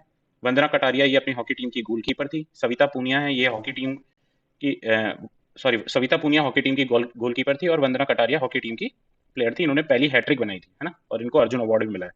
ये टेबल आप एक बार, PR श्रेजेश है, ये अपने मेंस टीम के हॉकी टीम के गोलकीपर थे। तो ये टेबल एक बार देख लेना। फिर बात करते हैं अपन पैरालंपिक गेम्स की। तो पैरालंपिक गेम्स देखो तो 1960 से ये शुरू हुए, है ना। और इनका जो मोटो है वो स्पिरिट इन मोशन, मोटो तो स्पिरिट इन मोशन है। और इनका जो लोगो है वो 3 एगेटोस होता है ना। ये रेड ब्लू ग्रीन कलर का 3 ऐसे, ऐसा, देखो यार इसमें बनेगा नहीं मेरे से, ऐसा ऐसा और ऐसा, ये 3 ऐसे, ऐसा कुछ लोगो होता है इनका। फिर फर्स्ट मेडल जो है इसमें हमें मुरलीकांत जी ने दिलाया। तो मुरलीकांत को 1972 में मेडल मिला था। आज तक हम लोग इसमें 31 मेडल्स जीत चुके हैं, ठीक है। और अलग अलग प्लेयर्स को देखें हम तो आप देखो, ये एक बार ये वाले प्लेयर्स देख लेते हैं। 1972 में मुरलीकांत जी ने पार्टिसिपेट किया था स्विमिंग में, इनको गोल्ड मेडल मिला था। फिर उसके अलावा जोगिंदर सिंह बेदी हैं, इनको shot put, javelin, discus throw तीनों में मेडल मिले थे 1984 न्यूयॉर्क में। 2004 एथेंस में देखो देवेंद्र झाझड़िया हैं, जो अभी बीजेपी से चुनाव भी जिन्होंने लड़ा राजस्थान में चूरू में, वो जेवलिन में ही इनको मेडल मिला है। और इनको देखो 3 बार मेडल मिला हुआ है। एथेंस में इनको गोल्ड मेडल मिला है, रियो में इनको गोल्ड मेडल मिला है, और अभी जो टोक्यो हम देखेंगे उसमें भी उसमें इनको सिल्वर मेडल मिला है। फिर इनके अलावा मरियप्पन, ये थेंगा वैलू है ना, ये नाम स्पेलिंग गलत हो गया। फिर एक वरुण सिंह भाटिया हाई जंप से, इनको ब्रॉन्ज मेडल था, और एक दीपा मलिक है शॉर्ट पुट से, इनको सिल्वर मेडल मिला था। अब टोक्यो में देखते हैं अपन जो पैरालंपिक स्पोर्ट्स हुए थे, ये 2021 में हुए थे। Date is not that important. फिर इसका जो मैस्कॉट होता है वो सोमाइटी है। है ना, और इसका मोटो याद रखना, और यूनाइटेड बाय इमोशंस। फिर इंडिया से 54 प्लेयर्स ने 9 गेम्स में पार्टिसिपेट किया था और कुल 19 मेडल जीते थे, है ना, कुल 19 मेडल जीते थे। और इसमें देखो कौन कौन है, आप देख लो एक बार। अवनी लेखरा जयपुर से हैं, उन्होंने शूटिंग में एक गोल्ड और एक ब्रॉन्ज मेडल जीता था। कृष्णा नागर हैं, ये बैडमिंटन से हैं, ये जयपुर की हैं, और इन सबको मेजर ध्यानचंद खेल रत्न अवार्ड भी मिला हुआ है। फिर ये मनीष नरवाल हैं, ये हरियाणा के हैं शूटिंग से। सुमित अंटिल हैं, ये सुमित अंटिल है, ये भी हरियाणा के हैं, ये भी जेवलिन में है, और इन्होंने ये पैरा स्पोर्ट्स में वर्ल्ड रिकॉर्ड भी बनाया। फिर एक प्रमोद भगत हैं, ये उड़ीसा के हैं, बैडमिंटन। ठीक है। फिर और प्लेयर्स कौन कौन से हैं जो, मतलब इन टोटल प्लेयर्स राजस्थान के जो जो थे, अवनी लेखरा हैं, कृष्णा नागर हैं, देवेंद्र झाझड़िया जी हैं चुरू के जेवलिन थ्रो, और सुरेंद्र सिंह गुर्जर हैं, ये करौली के रहने वाले हैं, है ना, ये करौली के रहने वाले हैं। संदीप चौधरी हैं, ये झुंझुनू के रहने वाले हैं, और श्याम सुंदर स्वामी है, ये बीकानेर के रहने वाले हैं। और एक बार इनका नाम और स्पोर्ट भी ध्यान रखना, है ना, राजस्थान वालों का तो आप जिला भी ध्यान रखना, क्योंकि लिखोगे तो बहुत अच्छा इंप्रेशन उसका पड़ता है। फिर अपन कुछ और प्लेयर्स अपन देखें तो एक भाविना हसमुख भाई पटेल है, ये गुजरात की रहने वाली है, इन्होंने टीटी गेम में ब्रॉन्ज मेडल जीता, इनको अर्जुन अवार्ड भी मिला। फिर एक सिंगराज अधाना है, ये यूपी के हैं, शूटिंग गेम है इनका। एक यथिराज सुहास हैं, ये आपको पता होगा, कर्नाटक के हैं ये पहले आईएएस अफसर थे जिन्होंने इसमें मेडल जीता है और पैरालंपिक में। फिर हरविंदर सिंह है, मरियप्पन थेंगावेलु है, ये तमिलनाडु के रहने वाले हैं, और ये हाई जंप में, है ना, इनको अभी 2020 में सिल्वर मेडल मिला। फिर एशियन गेम्स की बात करें तो अब देखो, हमने ओलंपिक्स और पैरालंपिक्स तो देख लिया है, अब एशियन और कॉमनवेल्थ और बाकी है ना। एशियन गेम्स को देखो एशियाड भी कहा जाता है, इसमें सिर्फ एशियन कंट्रीज पार्टिसिपेट करती हैं। और ये शुरू कैसे हुआ था, ये पंडित जवाहरलाल नेहरू ने 1951 में इसकी नींव रखी न्यू दिल्ली में, उनके एफर्ट से ही मतलब ये शुरू हुआ। इसको ऑर्गेनाइज कराती है एशियन ओलंपिक कमेटी हर 4 साल में। इसका मोटो है एवर ऑनवर्ड, इसका लोगो है शाइनिंग सन। ठीक है। और अब ये वाला देखो तो 18th एशियन गेम्स, 18th के बाद में 19th एशियन गेम्स हो गया, तो 18th रहा नहीं, तो 19th वाला देख लो, हंगजाओ चाइना में ये हुआ 2023 में। और इसका मैस्कॉट जो था वो 3 फ्यूचरिस्टिक रोबोट्स थे। फर्स्ट इसमें चाइना ही रहा है, second Japan, third south Korea, और इंडिया इसमें फोर्थ प्लेस पे था, इसलिए थोड़ा सा इंपॉर्टेंट है, इंडिया इसमें फोर्थ प्लेस पे था। इंडिया के मेडल याद रखना, 107 मेडल इंडिया को मिले, 28 गोल्ड थे, उसमें से 38 सिल्वर और 41 ब्रॉन्ज मेडल। ये इंडिया की आज तक की बेस्ट परफॉर्मेंस थी। फिर इसमें मेडल विनर्स कौन कौन थे, अब देखो 107 तो याद रख नहीं पाओगे, तो एक तो देखो विमेन्स और मेंस की कबड्डी टीम थी और क्रिकेट टीम थी। फिर नीरज चोपड़ा जी और चिराग शेट्टी और सात्विक साईराज, अविनाश साबले, तजिंदर पाल सिंह टूर, अनु रानी, है ना, तो ये इंपॉर्टेंट इंपॉर्टेंट प्लेयर है। और इसके बाद में हम लोग राजस्थान वाले जरूर देख लेते हैं। राजस्थान से टोटल 23 प्लेयर्स थे जिन्होंने पार्टिसिपेट किया था, जिनको मेडल मिले हैं उनके देखो आप, अर्जुन लाल जाट और अरविंद सिंह है, इनको रोइंग में मेडल मिला। फिर एक अनंतजीत टाक है, ये टोंक के रहने वाले हैं, इनको स्कीट शूटिंग में मेडल मिला। एक मानिनी कौशिक है जयपुर की, ये राइफल थ्रो पोजीशन होता है गेम, उसमें मिला। दिव्य कीर्ति सिंह, इनका नाम आप बहुत ही जरूर से ध्यान रखना, ये नागौर की रहने वाली है, हॉर्स राइडिंग है ना, इक्विस्टेरियन करके एक गेम होता है, उसमें इनको गोल्ड मेडल मिला है, और ये बहुत ही फेमस प्लेयर है राजस्थान से। फिर राजस्थान में जैसे जो चुनाव हुए थे उसमें ये स्टेट इलेक्शन आइकॉन भी थी, है ना, जो स्टेट असेंबली इलेक्शन हुए थे उसमें। फिर दिव्यांश पवार है, इनको 10 मीटर एयर राइफल में गोल्ड मेडल मिला था। एक रवि बिश्नोई है, ये क्रिकेट टीम के मेंबर थे। ठीक है, तो ये एशियन गेम्स की बात हो गई। अब हम लोग लास्ट में देख लेते हैं कॉमनवेल्थ गेम्स, है ना, इनको देखो ब्रिटिश एम्पायर गेम्स ही बोलते हैं। जो पहले कॉलोनीज ब्रिटेन ब्रिटेन की जो पहले कॉलोनीज रही है ना, उनसे ब्रिटेन ने एक समझौता साइन करवाया है, और उन सब ने मिलकर के अपने आप को कॉमनवेल्थ का मेंबर माना है। तो वो सारे इसमें पार्टिसिपेट करते हैं, countries which were once colonies of Britain, है ना, दे पार्टिसिपेट। ये ये यहाँ पर ब्रिटिश ऑफिसर, एक एशली कूपर नाम के ब्रिटिश ऑफिसर थे, उन्होंने ये आइडिया दिया था, है ना, उन्होंने ये आइडिया दिया था, और ये ऑर्गेनाइज कराया जाता है कॉमनवेल्थ गेम्स फेडरेशन की ओर से हर 4 साल में। फिर इसका जो मोटो है वो क्या है, ह्यूमैनिटी, इक्वालिटी और डेस्टिनी। ह्यूमैनिटी, इक्वालिटी और डेस्टिनी। अब ये देखो फुल इंक्लूसिव स्पोर्ट होता है, क्योंकि इसमें जो डिसेबल्ड प्लेयर्स होते हैं, मतलब जो दिव्यांग प्लेयर होते हैं, वो मेन टीम का पार्ट बन सकते हैं अगर वो चाहें तो। और जेंडर इक्वालिटी होती है, जो मेडल्स होते हैं वो विमेन और मेंस के लिए बराबर होते हैं, मतलब कि जैसे अगर 10 मेडल टोटल मेंस के लिए हैं तो 10 मेडल ही विमेंस के लिए है। फिर 2010 में ये कॉमनवेल्थ गेम बहुत चर्चित, न्यू दिल्ली में 2010 का कॉमनवेल्थ गेम्स हुए थे। और वैसे अगर इनकी शुरुआत देखें तो ये हैमिल्टन कनाडा से 1930 में ये शुरू हुए। अभी रिसेंटली जो है वो देखो 22nd जो कॉमनवेल्थ गेम्स हैं वो 2022 में बर्मिंघम इंग्लैंड में हुए। इसमें इंडिया फोर्थ पोजीशन पे रहा 61 मेडल्स के साथ में, टॉप पे इसमें ऑस्ट्रेलिया रहा। और इसमें एक डेविड डिक्सन अवार्ड दिया जाता है, वो जो कॉमनवेल्थ गेम्स में बेस्ट परफॉर्मिंग प्लेयर होता है उसको दिया जाता है। तो 2006 में ये समरेश जंग को ये अवार्ड मिल चुका है, तो ये नाम भी आप ध्यान रखना। ठीक है, तो here we come to the end of sports and yoga. तो स्पोर्ट्स एंड योगा हमारा यहाँ पे खत्म होता है। इसके बाद